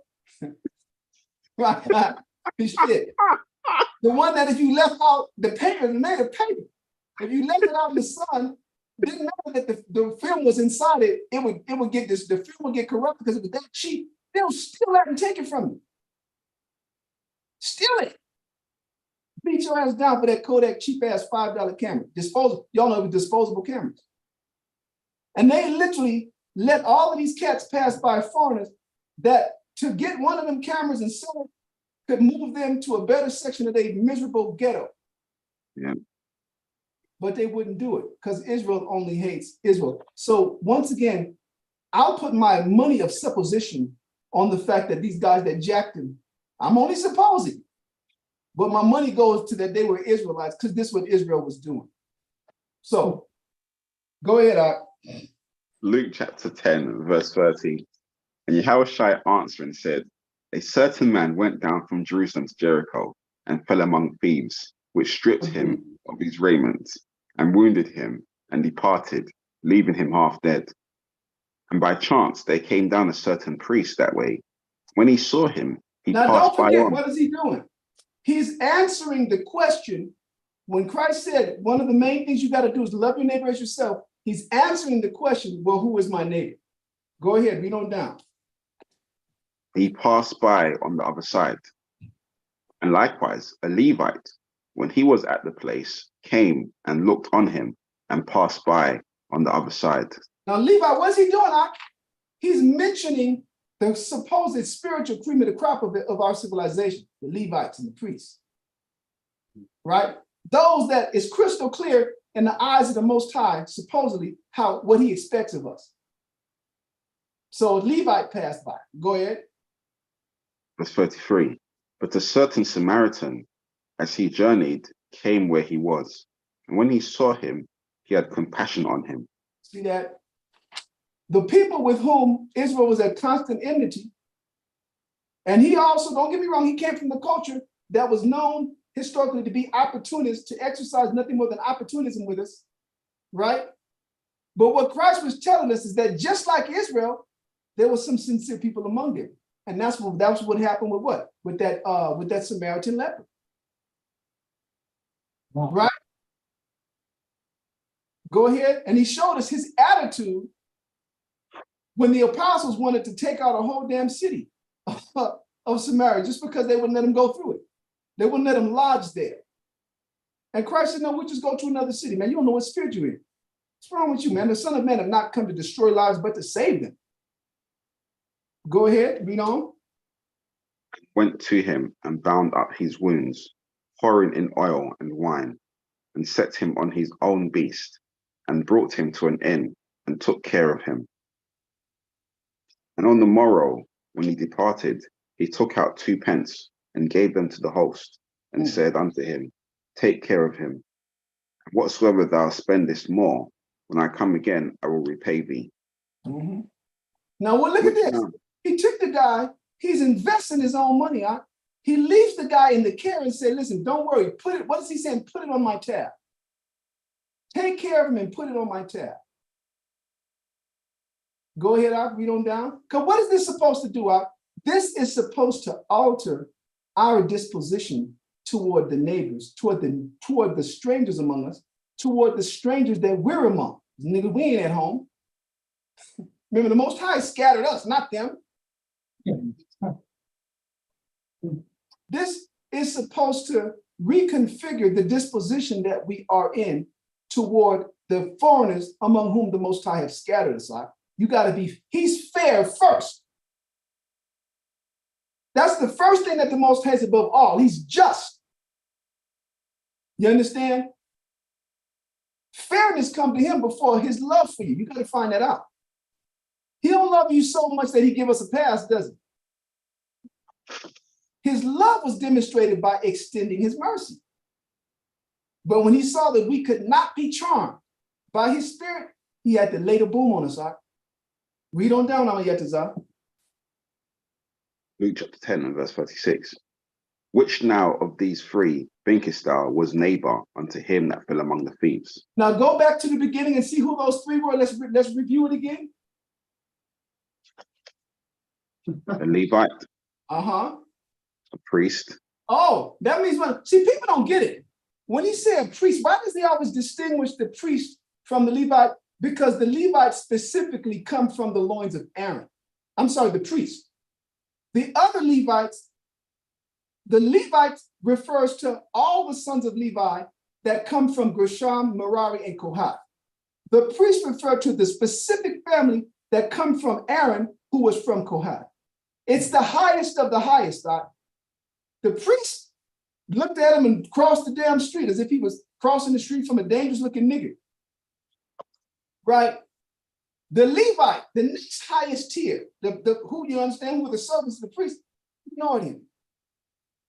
And then what happened? And then came that old dirty Samaritan. Then came that old evil Samaritan. So go back to where you left off at Amayetazan. He asked that question again. Which of the 3? Verse 37. Verse 36. Which now of these 3 thinkest thou was neighbor unto him that fell among the thieves? Yeah, who was a neighbor to the person that got jacked? Go ahead. And he said, he that showed mercy on him. Right, the one and that said Yahushua unto him, go and do thou likewise. Go do what he did. That means what? You're supposed to be what? Open and kind toward anybody that's open and kind toward you. He's saying reciprocate. Do like that man. did. That's what you do. That's who the neighbor is. Why would he do that? Because he was scattering us among all the nations. These are the people that have shit and we ain't got nothing. It's through coming back to the Heavenly Father that the Most High be providing opportunities to us through them. That's the reality of it. Through Philly ministry, talking about black, buy black. Buy black what, nigga? Only thing you sell is drugs and your women.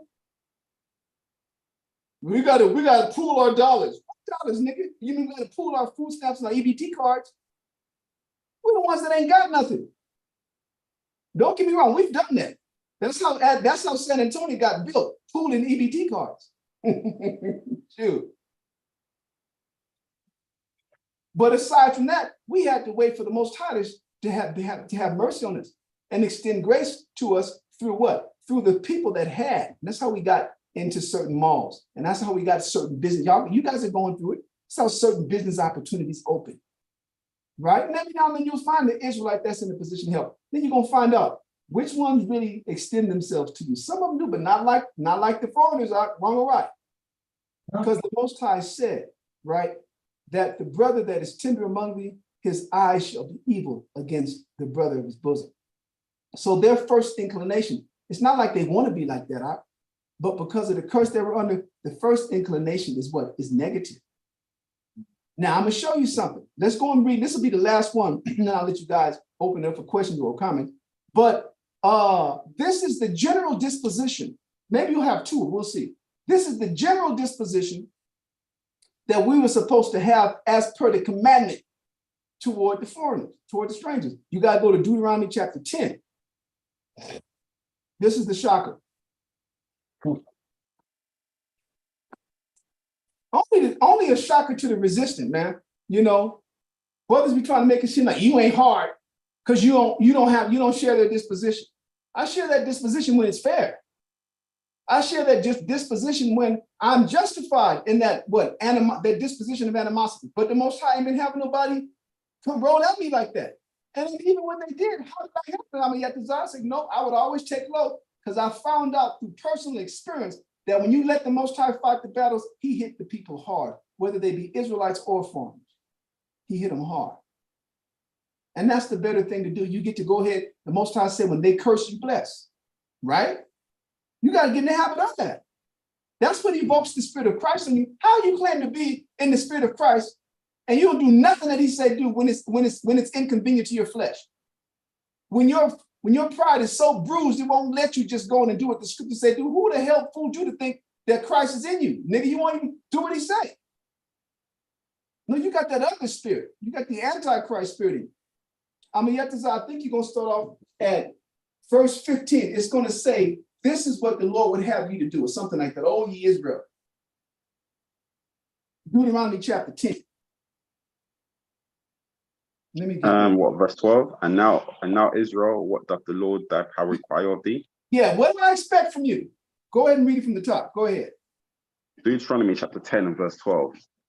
And now Israel, what doth the Lord thy power require of thee, but to fear the Lord thy power, to walk in all his ways, and to love him, and to serve the Lord thy power with all thy heart and with all thy soul, to keep the commandments of the Lord and his statutes, which Now, I this is command thee. make a note of this. Whenever you want to have a concise answer for what it is to fear the Lord, this is it right here. This very verse, verses 12 and 13, right? To love the Lord with all thy heart, with all thy soul, to keep the commandments of the Lord and the statutes which I command thee this day for thy good, meaning to your benefit. Go ahead. Verse 13, to keep the commandments of the Lord and his statutes, which I command thee this day for thy good. Behold, the heaven and the heaven of heavens is the Lord's thy power, the earth also with all that therein is. Only the Lord had a delight in thy fathers to love them, and he chose their seed after them, even you above all people, as it is this day. So he said everything is the Heavenly Father's, but he chose your fathers and their seed, which you guys are. Go ahead. Verse 16, circumcise therefore the foreskin of your heart, and be no more stiff-necked. Yeah, stop being so hard. Stop being so all hard ass. You're military. Yeah, okay, we're the army, but we're definitely not the army now. We're like the conscripts. We're like the cats coming in all out of shape. And the Most High is using this knowledge to prepare our minds to accept and be able to weather what he's going to put us through in the wilderness side. There's not going to be no joke. Go ahead, read on down. Verse 17. For the Lord your power is the God of gods and Lord of lords, a great power, a mighty and a terrible, which regardeth not persons, nor taketh reward. Yeah, I don't show favoritisms and I can't be bribed. Go ahead. Now listen to this. Verse 18. He doth execute the judgment of the fatherless and widow, and loveth the stranger, in giving him food and raiment. He's telling you out of all of our demographic, who does the Most High put the special attention on to see to that they're treated right by the nation? The fatherless, that means children who don't have nobody to defend them. The widow, once again, the husband that's died, nobody to fight their battles. And the stranger, because they're out of place and there's nobody to fight their battles. And he says, this is called like, he doth execute the judgments because it's showing you his disposition initially concerning other nations. Now, when you read Isaiah, Daniel, excuse me. When you read Isaiah, where he says the nations are as a drop of a bucket, he's speaking with respect to how he feel about us. And that's proof because Ezra says that in his book, Lord, you know, the nations, as for the other people that also come about him, thou hast said that they would like nothing but be like unto spittle, and liken the abundance of them to a drop that falleth from the vessel. If we be thy firstborn and thy fervent lover, how come we don't have an inheritance? The Most High made that statement with respect to, let's say, how do you say it? His assessment of his sentiments toward them when compared to us. But generally speaking, the Most High have a love for his creation, and that's what he told Jonah. Jonah got pissed off because the Most High made him a little shed from the heat. He's thinking that Nineveh was going to get destroyed. The Most High wanted to teach him a lesson. And guess what the lesson was about? The lesson was about time and investment. So he made Jonah a shade that grew naturally. And then in a matter of a day, he destroyed that shade. So that the sun was beating down on Jonah. And the Lord said, are you upset about that shade? You upset about that which you didn't able to build and it only lasts for one day? Then why do you expect for me to go and destroy a city of 60,000 people who don't know right from wrong? Because you know why? Because the Most High labored to make Nineveh great, like we just read in Josephus. That's it. There's multiple examples coming to you. There's multiple examples, but Israel truly don't listen. Israel truly don't accept the general disposition of the Heavenly Father toward His creation. Period. Yes, Elisha. I was just wondering if I could add a verse to that. Just to go No, right. not yet. All right, but hold on because we got some time. I want you to finish that Amayatazar. I want you to read verse 18 and 19. Deuteronomy chapter 10, verse 18. Uh-huh. He doth execute the judgment of the fatherless and widow, and loveth the stranger, in giving him food and raiment. Right. Now he's telling you about him. This is who the Most High, listen, and there's multiple verses that tell you about the widow, the stranger, the fatherless, the widow, and the stranger. But here's the question. Continue to read, Doc. So he tells you he loved them, and how he shows that he loves them is he gives them food and raiment. Go ahead. Love, verse 19. Love you therefore the stranger, for you were strangers in the land of Egypt. So that's supposed to be our general disposition.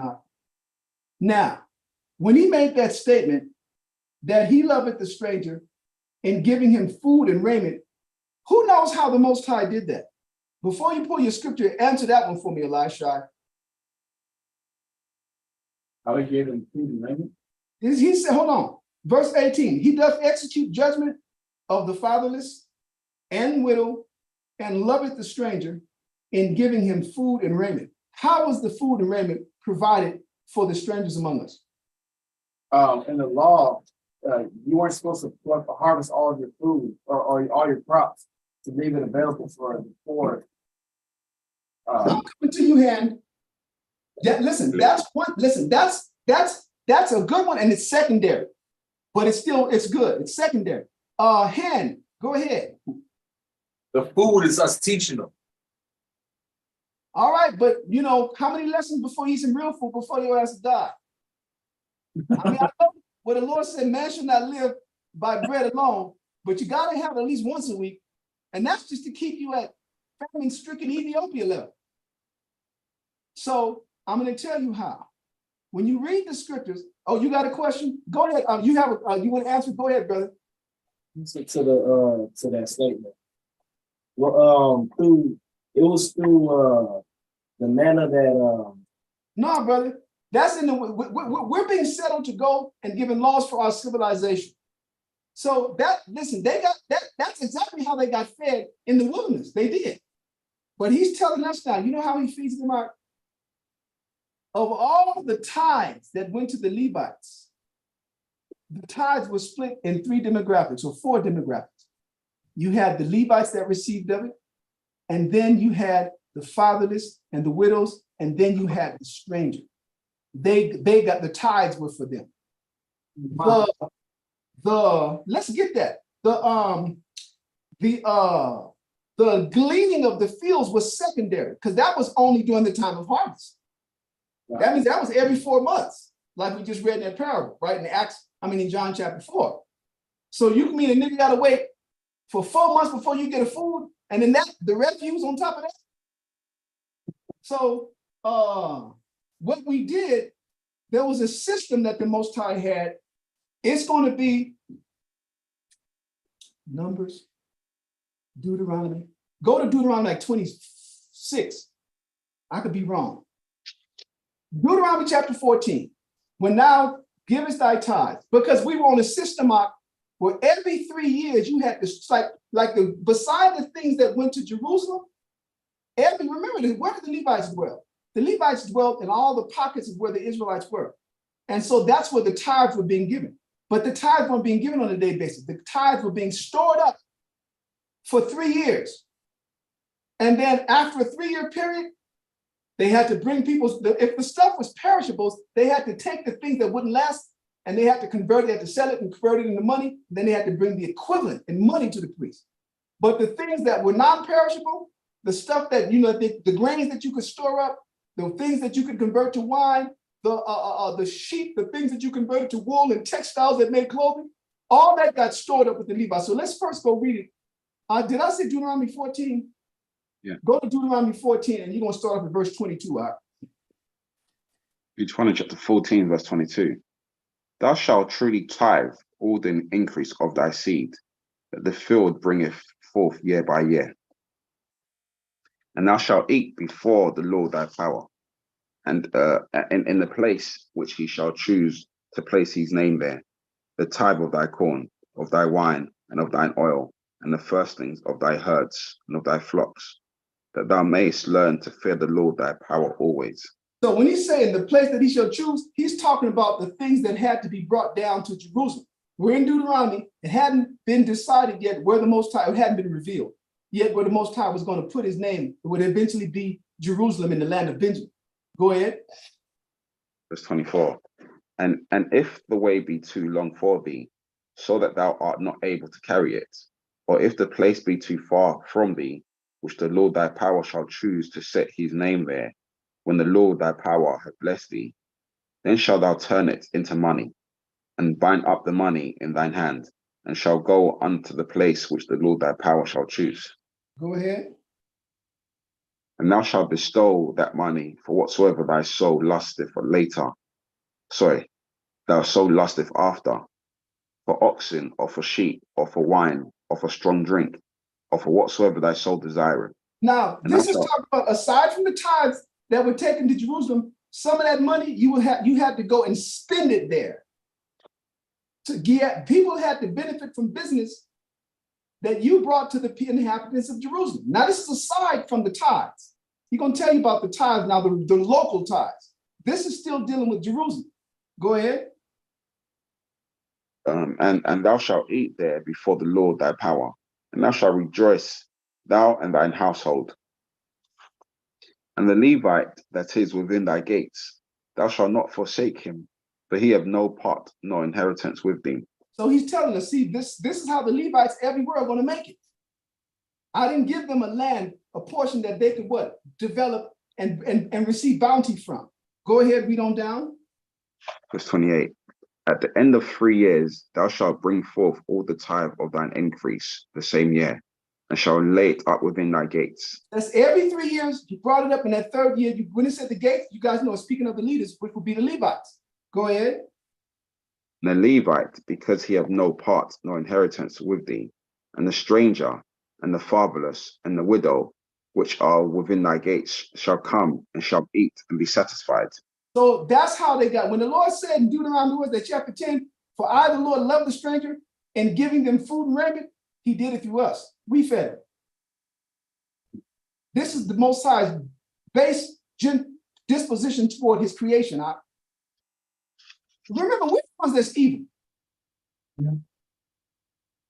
And over the years, man, you know, when I was young, I used to see certain verses, and no matter what they tried to, you know, Lord bless them, but no matter how they tried to take shit that didn't go what the breakdown was, I just have to withdraw, because Most High was showing me things that the teaching was flawed, and it took time for me to accept. Okay, the teaching is flawed because the men are not subduing their flaws, because I got flaws too, big time, but I have to subdue my flaws. If you don't subdue your flaws, what you'll do in this ministry is you'll have this ministry revolve around your flaws. Some people's flaws could be in that understanding to where they don't want to accept it. Other people's flaws are in just being slowful, and they create a dynamic in the camp where nothing challenges the convenience of a people. I just saw when I left and I came back my first couple of years, because I ain't been back for 20 years now. The last 2 times I came, I was just so damn disgusted, because the people in charge, the thing that I would take brothers through when talking about our building regimen, when we were building the school, brother, we got up in the morning at damn 5 o'clock to be out at what's the park medical center, to work out hard as hell for 2 hours out. And that thing digressed into, I'm just taking the men out to stretch. These young stretch. I was just thinking about this yesterday, how the people's yoga classes. Huh? Yoga classes. Yoga, yeah, even yoga would have been challenging. Nigga, I done injured myself doing yoga. Shit. This was just out there just laying down in the hurdle position. And this was a person who created a quote workout dynamic that revolved around their own flaw. Now, you have others that will revolve their shortcoming is their distemper that manifests itself in impatience and intolerance. Like when you don't have tolerance for the brothers and sisters that are flawed like you, that's because you're arrogant and you think you're better than them because of whatever abilities that you demonstrate versus the ones that they don't. So these are all the ways and many more in which our shortcomings, we allow our shortcomings to dictate how we're going to establish our program so as we come out looking good. It's all pride. And once I saw that, I said, okay, this is them, but I'm going to receive as the Most High give me, and I ain't going to be afraid to teach it. I don't give a shit whoever. That's why you got to keep it in the book. You got to keep it in the book. I'm going to say this that I've told brothers before. What breaks down the Bible? The Bible breaks down the Bible. The Josephus is what? Is what we use to get the secular historical account. And it adds details, but there's many places where the Josephus where he's off. The Bible is the standard. The concordance does not break down the Bible. The Bible breaks down the concordance. The Bible breaks down the Bible, not the concordance. You can't build a breakdown around the concordance. Esau have made the concordance and all the words to fit the religious dogma. That's why you could go right now and look up the word ruddy and come to and bring if you're going to use the concordance to bring a breakdown, you could come up using the concordance to prove that David was an Edomite, not an Edomite, but that he was white, that Adam was white, and all the descendants, all the chosen people. Esau have a philosophy that's called the Adamic race. and that they're white, because they're the ones who the blood can be seen through their skin. And guess what? The one word that they use to build all of that on is ruddy. And its definition, according to the Strong's Concordance, completely off. Instead of using what the scriptures tell you about ruddy. And when you read the scriptures, it's only used basically 2 times. It's used when describing David, when he was being anointed, and when he went out to fight Goliath, and in Lamentations, either chapter 4 or 5, when it's describing the priests and how they were pure than milk, whiter than milk, how they were ruddy. It's talking about how youthful and inexperienced, how non-blemished they were. But that's a whole nother story. The point I'm making is you're getting verses that's here in your Bible like mine, but it's countering what a lot of us have been taught. It's countering the disposition that Israelites have been taught to be in toward foreigners. And that shit is wrong. You have to look at yourself in the mirror and say, I'm the rebel, not them. And the only time the Most High ever used them to harm us was when we were harming ourselves. That's the reality. Okay, I want you to finish that. I want you to read verse 29 again. Deuteronomy chapter 14, verse 29. And the Levite, because he have no part nor inheritance with thee, and the stranger, and the fatherless, and the widow, which are within thy gates, shall come and shall eat and be satisfied, that the Lord thy power may bless thee in all the work of thine hands, which thou doest. That means when we provide for the Levites, the fatherless, the widows, and the strangers, that's how we get our blessing out. Now, there's one more, but I don't want to change things. It's not even changing the thing, but I don't want to go farther until Elisha shared with me the verse he was going to bring up. God, Wisdom of Solomon 11 and verse 22 to 26. It better be surgical, I believe it is. but that's good enough. Go ahead, Yeah, I believe I can fly. Is it true? Let me stop. Go ahead, call it out again. Wisdom of Solomon what? Chapter 11 and verse 22, 26. Okay, thank you. Go ahead and read it. God, for the whole world before thee is as a little grain of the balance, yea, as a drop of the morning dew that falleth down upon the earth. But thou hast mercy upon all, for thou canst do all things, and winkest at the sins of men, because they should amend. For thou lovest all the things that are, and abhorrest nothing which thou hast made. For never wouldest thou have made anything if thou hatest it. And how can anything have endured if it not been thy will, or been preserved, if not called by thee? But thou sparest all, for they are thine, O Lord, thy lover of souls. Now, that's the reality. That's a good one. That's not only surgical, it's surgical, but at the same time, you want to just title that one the Most High's general. That's why I said his general disposition toward his creation. You got to look at it toward his creation. And that's a great one, brother. So the potential for you to be, gonged off the stage has been eliminated. That was a good one, for real. But that's the spirit out of which I was telling you. When the Most High, you got to look at it from the perspective of him creating his creation. And that's why it stands out, the fact that the Most High said, Esau have I hated. That's what makes that one even more scary and severe, because his general disposition is that he loved everybody. He loved his creation. I'm gonna put it like that.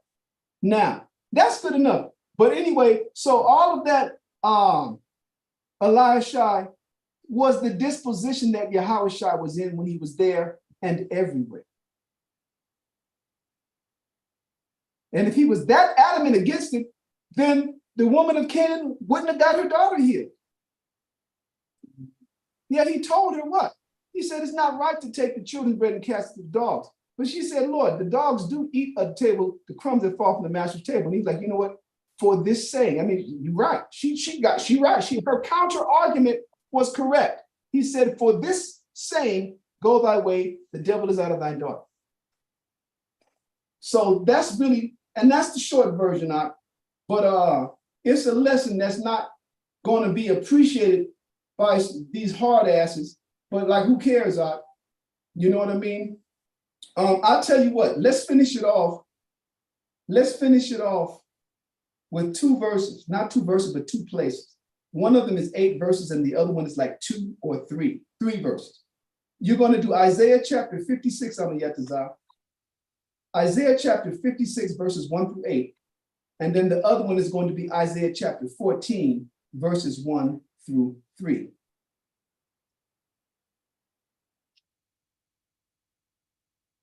Isaiah chapter 56, verse 1.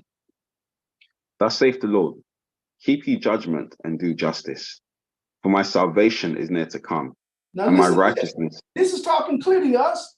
Y'all, he's saying, stay righteous and hold on, man, until I get there. My salvation is near to come. Go ahead. Thus saith the Lord, keep ye judgment and do justice, for my salvation is near to come, and my righteousness to be revealed. Mhm. Blessed is the man that doeth this, and the son of man that layeth hold on it, that keepeth the Sabbath from polluting it, and Right, now keepeth this is his talking hand, to Israelites. Go ahead and keep you. Don't be doing things that aren't supposed to be exercised on the Sabbath. Go ahead. and keepeth his hand from doing any evil. Neither let the son of the stranger that have joined himself to the Lord speak, saying, the Lord have utterly separated me from his people. Listen to this. The son of the stranger is not supposed to be made to feel that he can't join himself into us. If he have, like all the years back in the day, brother, people would be coming up and asking questions. They even heard would be scared to death. We even went to the scriptures and showed the lead goeth in the captivity, goeth in the cap, all the verses, and they'd be like, what can I do to be saved? What can I, is there any way? The brother would say, hell no, yeah, you got to, then they take them to the verse where you got to kiss their feet. That's the best that Israel had to offer, right? That's the so-called priest right there. That's the priest to the world, by the way. The best thing you had to offer the nations is that they get to kiss your feet. And you're supposed to show them their true way of being preserved, Doc. Salvation not for them because they're not what? In slavery. They come from a nation that in one way or another is sovereign. We don't. What salvation is? To be freed from the hand of our, that's what it tells you. Zechariah, John the Baptist's father, declares to us and defines what salvation is and who it's for. In Luke chapter 1, right? Verses 67 to 77. Plain as day. So he's telling us here what? That's a cold verse because he says, neither let the son of the stranger that have joined himself to the Lord. That means now when it said join himself to the Lord, we'll get up the verse. A verse in this string of verses will break it down. What is it that they're really doing? Go ahead. Verse 3, neither let the son of the stranger that have joined himself to the Lord speak, saying, the Lord have utterly separated me from his people. Neither let the eunuch say, behold, I am a dry tree. Yeah, like Daniel and the 3 holy children and a whole bunch of the other elites, they were gilded, man. They had their shit chopped off. Tells you that in Josephus, they were turned into, you got eunuchs that are eunuchs by the spirit that the Most High put in them, like Yahweh and John the Baptist and Paul. Then you have others that were turned into eunuchs because they were subjects.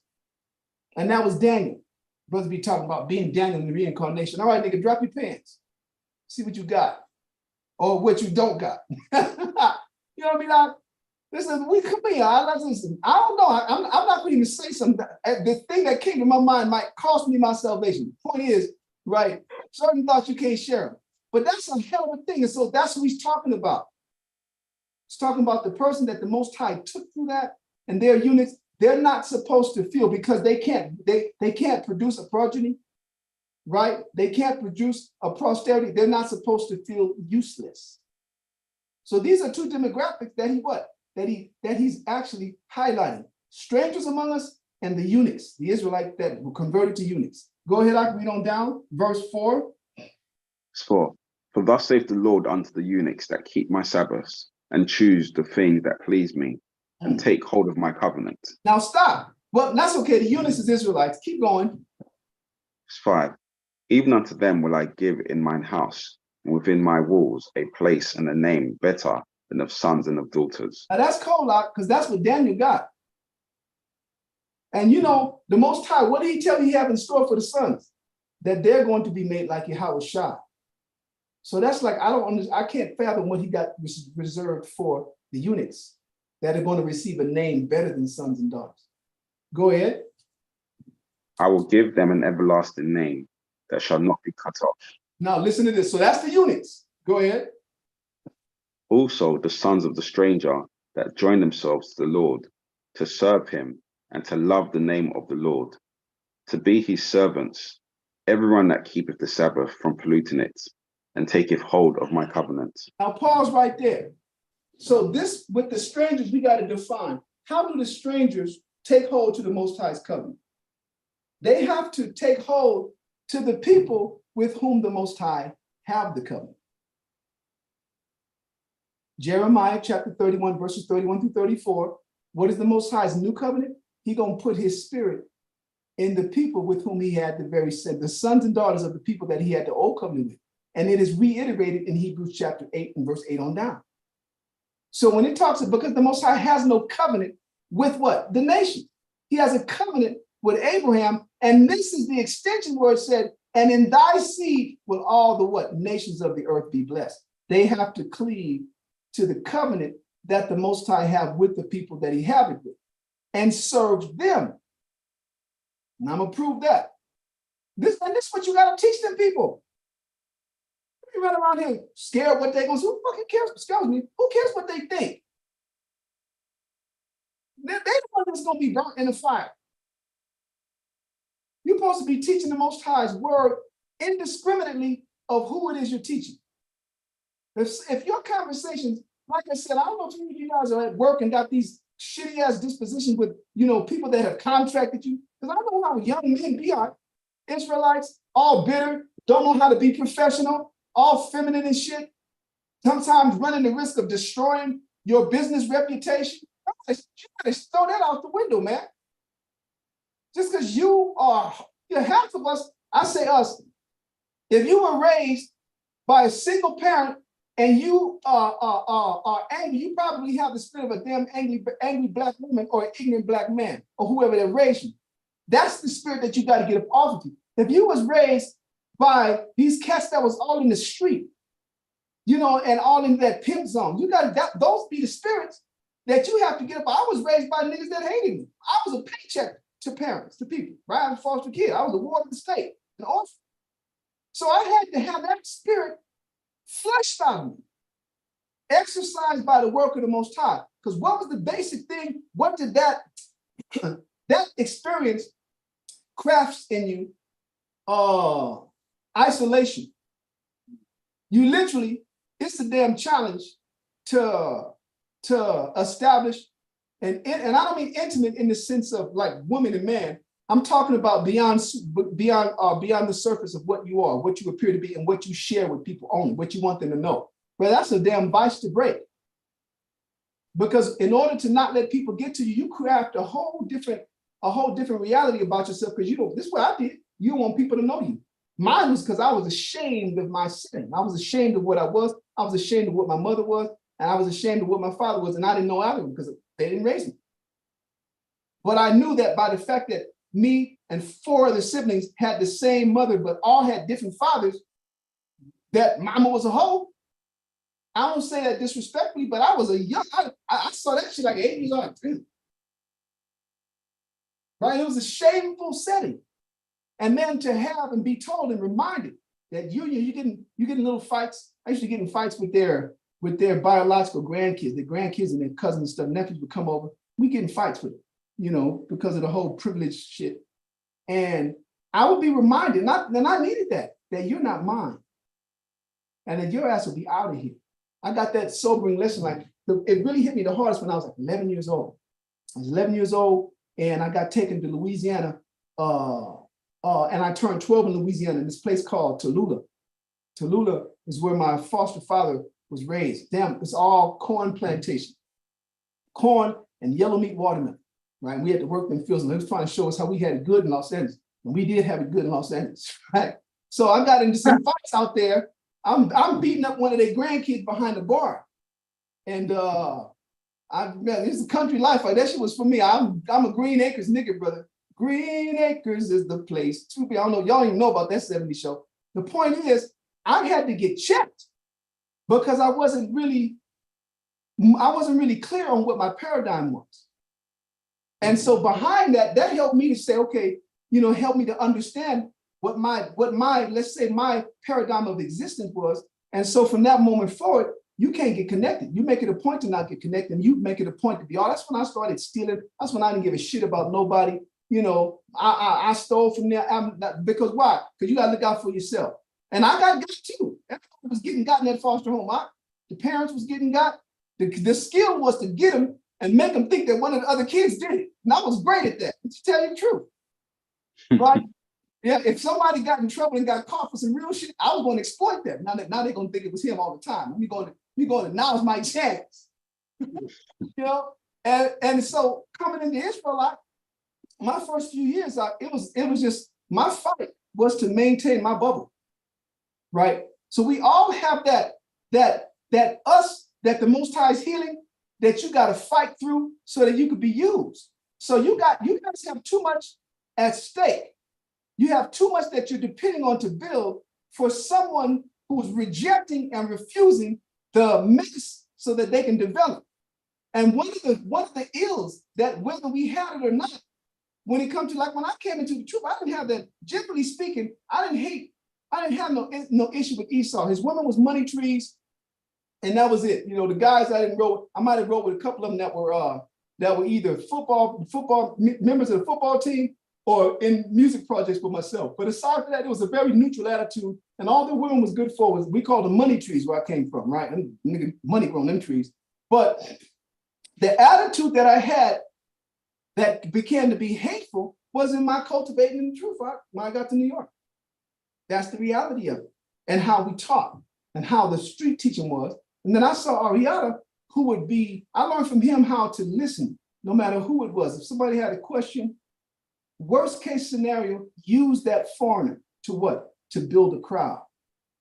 That was my first introduction to, you can't just follow this hard mantra, right? Even if it was just for developing a crowd so you can really teach the people, he had a different way, he had a level of tolerance that I didn't see with other people, right? Other brothers in the school.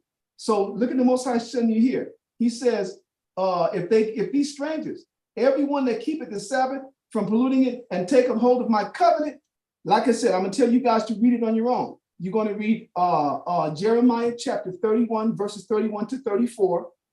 That will define the covenant. And it is reiterated, Jeremiah chapter 31, verses 31 to 34. And it is reiterated in Hebrews chapter 8, verses 8 to the end. The covenant that they are going to cleave to is the Most High's covenant with us, and that their portion in existence is to serve Israel. Huh? Now, real quick, let's finish it up to verse 8. I'm going to get this out. Read it from verse 6 again. Isaiah chapter 56 and verse 6. Also the sons of the stranger that join themselves to the Lord, to serve him and to love the name of the Lord, to be his servants, everyone that keepeth the Sabbath from polluting it, and taketh hold of my covenant. Even them will I bring to my holy mountain. Uh-oh. Now you stepping on Israel's toes, because he's going to tell you how he's going to bring them to his holy mountain. Go ahead. Even them will I bring to my holy mountain, and make them joyful in my house of prayer. Hold on, what? They're going to be catching hell? The ones that's going to be catching hell is the ones that, number one, will have not been destroyed in the ultimate cataclysm that leads up to the coming of Christ. And they will have been what? Survived in the most brutal and meager fashion while the Most High is putting Israel in order in the wilderness. And then when Israel comes to conquer the world, being led by Christ, brother, they're going to catch hell. Jeremiah 51 tells you that. They're going to get broken.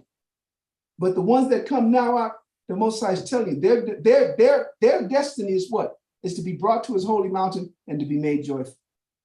Now, who's going to refute what the word of the Lord said?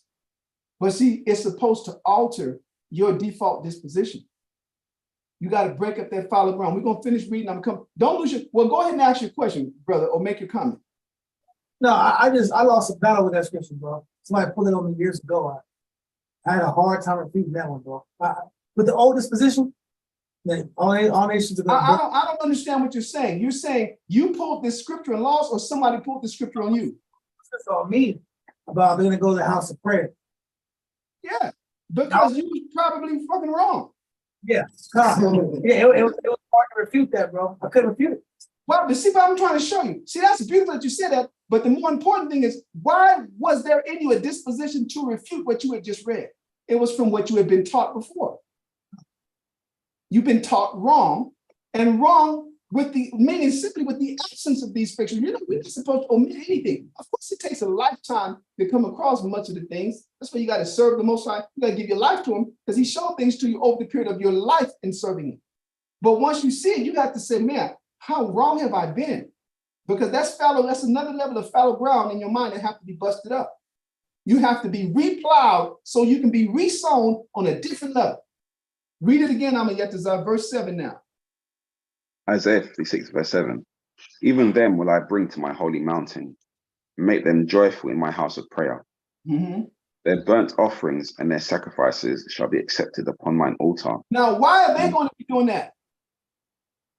Because Israel, Christ died for us. They still have to what? Offer sacrifices for constant and continual atonement. Christ's last sacrifice for us was for Israel. Remember, we're going to be the priest. What we went through with Christ, what He performed on our behalf, is a better way to put it, is the equivalent of the Most High having taken us through the Day of Atonement once and for all. And wow. The proof of that is in Hebrews chapter 9, Paul tells you that what Christ did for us was performing what the priest did. I think you're going to find that like in Leviticus 16 or something, I can't remember. What the priest did on the Day of Atonement, all that thing they had to do, that's what Christ's life and His sacrifice and resurrection did for us, but not for the other nations. So they still are going to have to what? Offer sacrifice and burnt offerings. And the Most High said He's going to accept them. Read it again, Amayetazar, verse 7 from the top. Isaiah 56 and verse 7. Even them will I bring to my holy mountain, and make them joyful in my house of prayer. Their burnt offerings and their sacrifices shall be accepted upon mine altar. Mm-hmm. Mine house shall be called an house of prayer for all people. Oh. Yeah. I lost that one, bro. I lost that battle. Yeah, that was like a gut check. That was a gut check without you even, you know how you tense up your stomach first before you take it? You got caught with it, you know, with your stomach relaxed and got hit there. Amiyati, you had a question?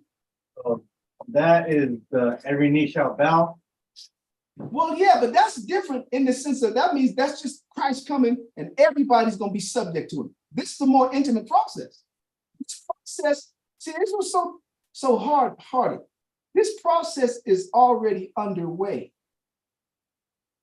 When are the nations supposed to cleave? Now, that's how you're going to know whether or not who's going to be preserved. He said, I will take them. That means they're going to be where we at. I'm going to prove. The next verse proves that. Read verse 8. Isaiah 56 and verse 8. The Lord power which gathereth the outcasts of Israel saith.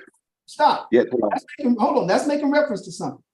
In Isaiah chapter 11, Christ, the prophecies, the first of the part of the chapters, verses 1 all the way to 9, talk about Christ Himself. Then chapter 10, He speaks of the Gentiles that the ensign is going to be sent to. And then from chapter 11, from verse 11 and 12, He tells you who those Gentiles that the ensign is set up, and it's the Israelites that are scattered. And He refers to the Israelites of Israel, the northern kingdom, as outcasts. And the inhabitants of the kingdom of Judah are referred to as the dispersed. So this is talking about when He says the Lord which gathereth the outcast of Israel, you got to hook that up with Matthew chapter 24, right? Matthew chapter 24, I forget what verse, but it tells you that Christ is going to come and all the holy angels with Him, and He's going to gather together all of His elect. He says He's going to send for His angels, and He's going to gather the elect from the four winds of heaven. Then you got another gathering process that's mentioned in chapter 13 of Matthew, where He talks about gathering the wheat, the tares, right? I'm going to say this out. Like when the chariots come, it ain't going to be only Israelites getting taken to the wilderness out. It's going to be chariots that are designated to take up the wicked and take their ass to the place on earth that's burning. Then the one in that's Matthew chapter 13. Let's talk about, we can do this really quick. Matthew chapter 13. Let's deal with the gathering of the outcasts of Israel first. Matthew chapter 24. I'm going to get surgical, go right to verse 30 and 31. Matthew chapter 24, verse 30 and 31 talks about this gathering process. Matthew chapter 24, verse 30. And then shall appear the sign of the Son of Man in heaven, and then shall all the tribes of the earth mourn, and they shall see the Son of Man coming in the clouds of heaven with power and great glory. And he shall send his angels with a great sound of a trumpet, and they shall gather together his elect from the four winds, from one end of heaven to the other. Okay, that's one demographic. That is a contingent of angels who have been designated to what? To participate in the rescue of Israel, the elect. Among that group, in Isaiah chapter 56 and verse 8, there will be the strangers that will have cloven to us or cleave to us as well. Now let's get that first. So go back to chapter 56 and finish reading verse 8. Isaiah 56 and verse 8. The Lord power which gathereth the outcasts of Israel saith, yet will I gather others to him. Listen, now we just read about the Israelites in Matthew chapter 24 and verse 30 and 31. But he says, the Lord power which gathereth the outcasts of Israel saith, yet will I gather others to him. He's referring to who? The strangers that he's been speaking of since verse 5 or verse 6. Go ahead. Beside those that are gathered unto him. Beside those, beside the first group, beside the Israelites, beside the outcasts. You guys see that? Now, in Matthew chapter 13, he speaks of the contingent of angels who's been designated to take all of those that do offend. So you got, for the most part, this is just me dividing it up like that. You got like three contingents of angels. Contingency A is the ones who's going to be participating in whooping Esau's military. But when Christ said he's going to call to his angels and they're going to gather the elect, that's another contingency. They can be rescuing us while the others fight. But this one is a third one. So let's go to Matthew chapter 13 real quick, and then we'll be done. I think it's going to be verse 40 something. Matthew chapter 13, you get there.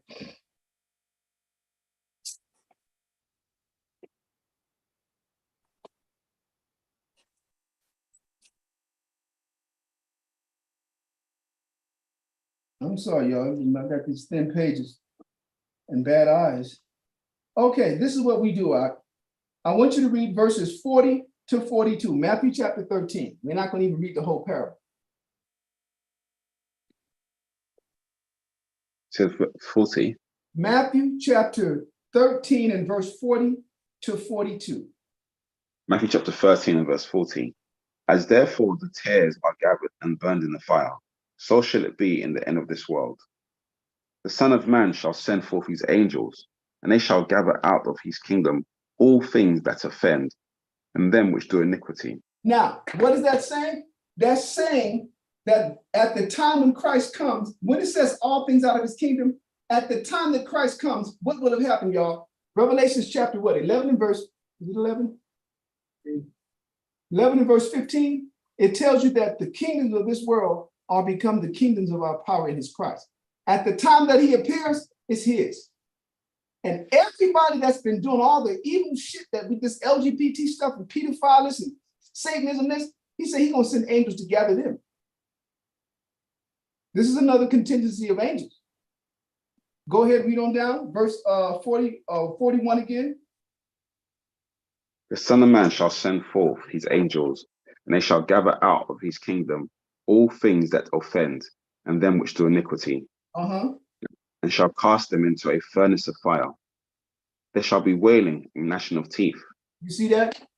So, okay, let's say the synopsis of tonight, brother, Christ was there and stayed there to teach them because that was the will of the Heavenly Father, and that's what he said. But I gave you all the other stuff so that you can see that wasn't no isolated incident. It's been like that from the time that we came out of Egypt. Hell, before we came out of Egypt, when Moses left, who did he meet? So that means Moses' wife was what? Moses' wife was a Canaanite. His first wife was an Ethiopian.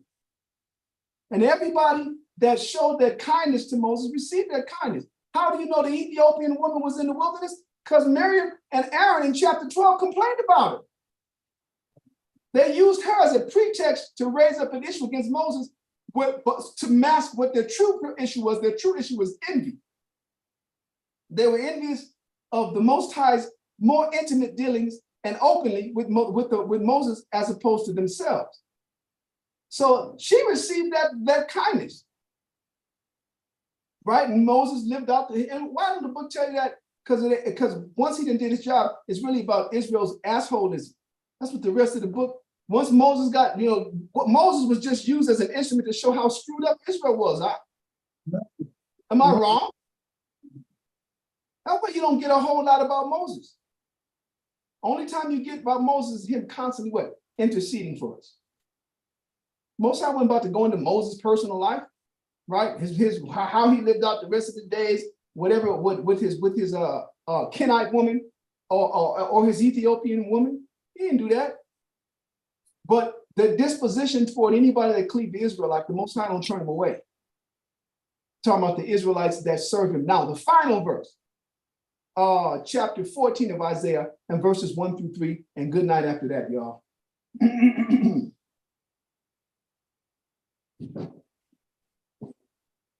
Isaiah chapter 14, verse 1. The Lord will have mercy on Jacob and will yet choose Israel and set them in their own land. And the strangers shall be joined with them, and they shall cleave to the house of Jacob. See that? So this is what is described in Isaiah chapter 58 is them taking 56 as them taking hold of the covenant. They're gonna cleave to us. Go ahead. Verse 2. And the people shall take them and bring them to their place, and the house of Israel shall possess them in the land of the Lord for servants and handmaids, and they shall take them captives, whose captives they were. Yes, and they that shall includes Edomites. We're their captives now. When the Most High start really intensifying his plagues against Esau's civilization and simultaneously demonstrating openly who his favor is toward, what is every creature's first inclination but self-preservation? Just like the damn animals in the Serengeti, them niggas gonna follow the food. That's the reality. Every creature's first inclination is self-preservation. Without that, you can't do anything else. So once the Most High dry up the food on one zone and begin to demonstrate the bounty on the other, watch what happens. Watch what happens. You guys have to be in the disposition and the maturity in the spirit to deal with servants, huh? How they gonna serve? They might have resources that you don't have that help you get what you're trying to do. Build a new school. You guys need a place where you need more space. You don't know who the Most High gonna use. All you gotta do is go do your history. From the time that we got back from Babylon to Israel, our building was always what? Our temple was always we were basically welfare recipients. First it was Cyrus and the Persian kings, then it was the Greek kings until we screwed up. From everybody from Alexander all the way to Antiochus, Antiochus IV, his older brother, Seleucus II, tells you that in second, I think, was the second Maccabees chapter 3 and 4, that up and from all the kings, they all paid tribute and kept the temple going and paid the revenue for the daily sacrifices. The Romans would come and do the very same thing until Israel would screw up. Yes, Elisha. Reading that guy famed Jews book, and it was explaining in 1168, the Chinese emperor gave the Jews permission to build their first temple in China. Right, but see that let me say this, and they're the ones who gave us those 6 or 7 surnames as well to distinguish who the Jews were, right? The Jews of Kaifan. But that's how the Most High have always been until what? Until we ended up into disfavor, right? So did you finish what you were at? I mean, do we still need verse 3? Or that was it? I've just finished verse 2. Go ahead. Verse 3. Isaiah chapter 14, verse 3. And it shall come to pass in the day that the Lord shall give thee rest from thy sorrow, and from thy fear, and from the hard bondage wherein thou was made to serve. Right. So that's letting you know, man, that's the end of it all. But Elisha, it might seem like an elaborate or unnecessary run of scriptures, but that question is really set the foundation for understanding how we're supposed to be and what our calling really is. Our calling is we're priests of the Most High, and just like Christ in Matthew chapter 10 told the apostles that go not into the way of the Gentiles and in the city of the Samaritans. That's because we're not. What he gave us isn't for them. But along this journey, just like Christ and the apostles, you're going to find certain cats, the Most High, I don't know how it's going to happen. I don't know what circumstances going to be. More than likely, it's going to be in the process of you guys' work day or trying to make some business move. And you're going to have to know how to what? You have to know how to deal. You have to know how to interact. Huh? And they might be curious and say, brother, why we have people? Why are you guys the way you are? I had one Edomite. I don't know if you remember James and Becky. They own Cafe Sky Cafe. And they were the ones that gave us those portraits of those people from the East, from India, right? The lady that was folding tobacco and stuff. They fell in love with our store. These people was contributing to decorating our store. It was an Edomite woman from England named Becky, the original Becky, right? And true Becky, and her husband James. James was like the epitome of Esau. He was completely red hair all over his body. And one day he just came to the store. He bought some stuff, let me know what was going down with Becky. And he said, listen, man, and he was like trying to ask me a question, but couldn't get it. But he just, because of how we roll, he was literally curious about asking.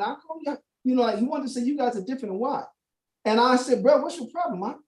He was like, man, it's just hard to talk to black people sometimes. So I don't know what. I said, what's your question? And he was just asking, why is it so hard to talk to black people, man? You can't, when you call them black, they don't want to be called black, all these different names. And I sat him down and I said, brother, it's a sickness that goes back to the Bible and that we're being punished. And he couldn't believe it because the Bible is not about punishing people. The Bible is about God's grace and love, right? And so I sat there for like 2 or 3 hours and taught him. And he was a different person, simple and plain. That's just how it was. And then also had me teaching a whole bunch of people that were foreigners, like they'd be blown away. Some of them started coming to class and would come to class 7 days a week. Literally, so yesterday we teaching Israelites and then everybody else. That's it. Because we didn't hide who we were. We dealt with the business level, but then people just not used to black people behaving like us. They're not used to black people having this store. They wasn't used to that, the presentation. They wasn't used to the decoration, all that stuff. They weren't used to the discipline. They weren't used to the long hours. So they would finally feel comfortable in asking questions, man. They pleased us big time. And we still had classes. The classes revolved around Israel, but we didn't reject nobody for class. We had our school was the stock room. We had a store, a stock room, and a storage room. The storage room is what fed the stock room. The stock room is what fed the store, right? And so that's how the Most High taught us, huh? And the opportunities always came from knowing how to. The opportunity to get to the store was because I got kicked out of the Israelite home down here. And I got one day to find a small hostel that was run by an Italian couple. So for 5 months, I stayed with them and stayed up. I would have class with their brothers, in a neutral zone. And then I'd come home at about 8 o'clock and I'd stay up from 8 to 2, 3 in the morning, just rapping. They had a million questions. They were from Italy. They didn't speak no English. They only spoke Spanish and Italian. And the husband, Fabio, he had been a blues musician photographer. And so he spent like 7, 8 years in the United States, the Southern section, covering musical tours. And so he learned how to cook from black people and mixed it up with Mediterranean cuisine. And his food was good. The nigga could cook. But after having all of that time of talking, when they ran a hostel and they wanted to open up a restaurant. And so, they couldn't cover the cost that the owner of the property was asking. And I was the first person that came to their mind because I had shared with them what we did in San Antonio, Texas. I showed them pictures of our booth, all that type of stuff. And so when that opportunity came for them, they extended it to myself. That's how that came. Then our clients, how do we get into a second location? We had one of our clients, this lady, she's a witch. She's with a prominent family. They own the cultural center that was right down the street from us. They had another cultural center that was up in the Capitol, Zone 4. And that shit was popping because it was like 6 to 8 blocks of outdoor restaurant and entertainment. And their cultural center was right on the corner, and our store was right at the entrance. And she was the one, she said, you guys got to be there. She cut rates, she did everything to get us in there. And what it turned out to not be the will of the Most High, that place would turn into like the most fought after territory for drug cartels. Wow. Yeah, it was no joke. I'm talking about, Dan Scraggulelli coming up and hitting Vinny the Chin in a plate of spaghetti. All that shit was taking place up there. So, in the outcome, it turned out why the Most High didn't allow us. But I spent a whole year decorating that place. But that just came because she walked into our store and was literally enchanted. Now, how she do it, what she used the product for, her deal. But she was a known witch. She's known as the witch, La Bruja de Boca Raton, the witch of mouth of rat's mouth or mouse's mouth. There's, Boca Raton is the name of a place. And she was known in her region. She was the regional witch. So it was just, we didn't know that until, I started going to the meetings for the cultural center and everybody knew her as La Bruja del Boca Raton. It's like, damn, she said, no, Estrella, I'm a witch. I know how to do it. I was like, oh, hey, I'm gonna stay cool with this one. I'm gonna get on this bitch's bad side, right? But that's what the Most High do. Listen, Esau's a faggot. Esau's abominable. The kingdoms are what? But the Most High is still going to use them. They're the ones that have. Now, you're not doing it because they have. You're doing it because you're meant to know how to what? To be an ambassador. Yeah. And so that's it, man. I could go on forever. We do appreciate it, bro. All right. That was awesome. Yeah, that topic is important to hear. I wish I heard it years ago, bro. That's because you was too busy getting gut checked. It's hard to hear when you double over and catch one in the nuts, brother. Yeah. You guys enjoy your Sabbath tomorrow, man. Keep on, fighting. And you have to know that because you're performing the will of the Most High is with you out. You just have to break yourselves out. You have to continue to break yourself to the will of the Heavenly Father, right? You got to continue to strive to be conformable to his will as the lessons come. All right? All righty. I'll see y'all, the last Friday of October. Hey, hey, Kawa. What title? Say that again, brother. What title do you want this class to be called? You got it. So you title it what you want. Title it what the spirit of it was. The Israelites and strangers, the Samaritan woman. I don't know. God, I'll think it's right. You don't understand the Samaritan, God, the mystery of the Samaritan, something like that. throw it out. Appreciate it. What you say? A message from Samaria? Like to really try to be That's the truth. They can't find it. We gotta roll out. Yeah.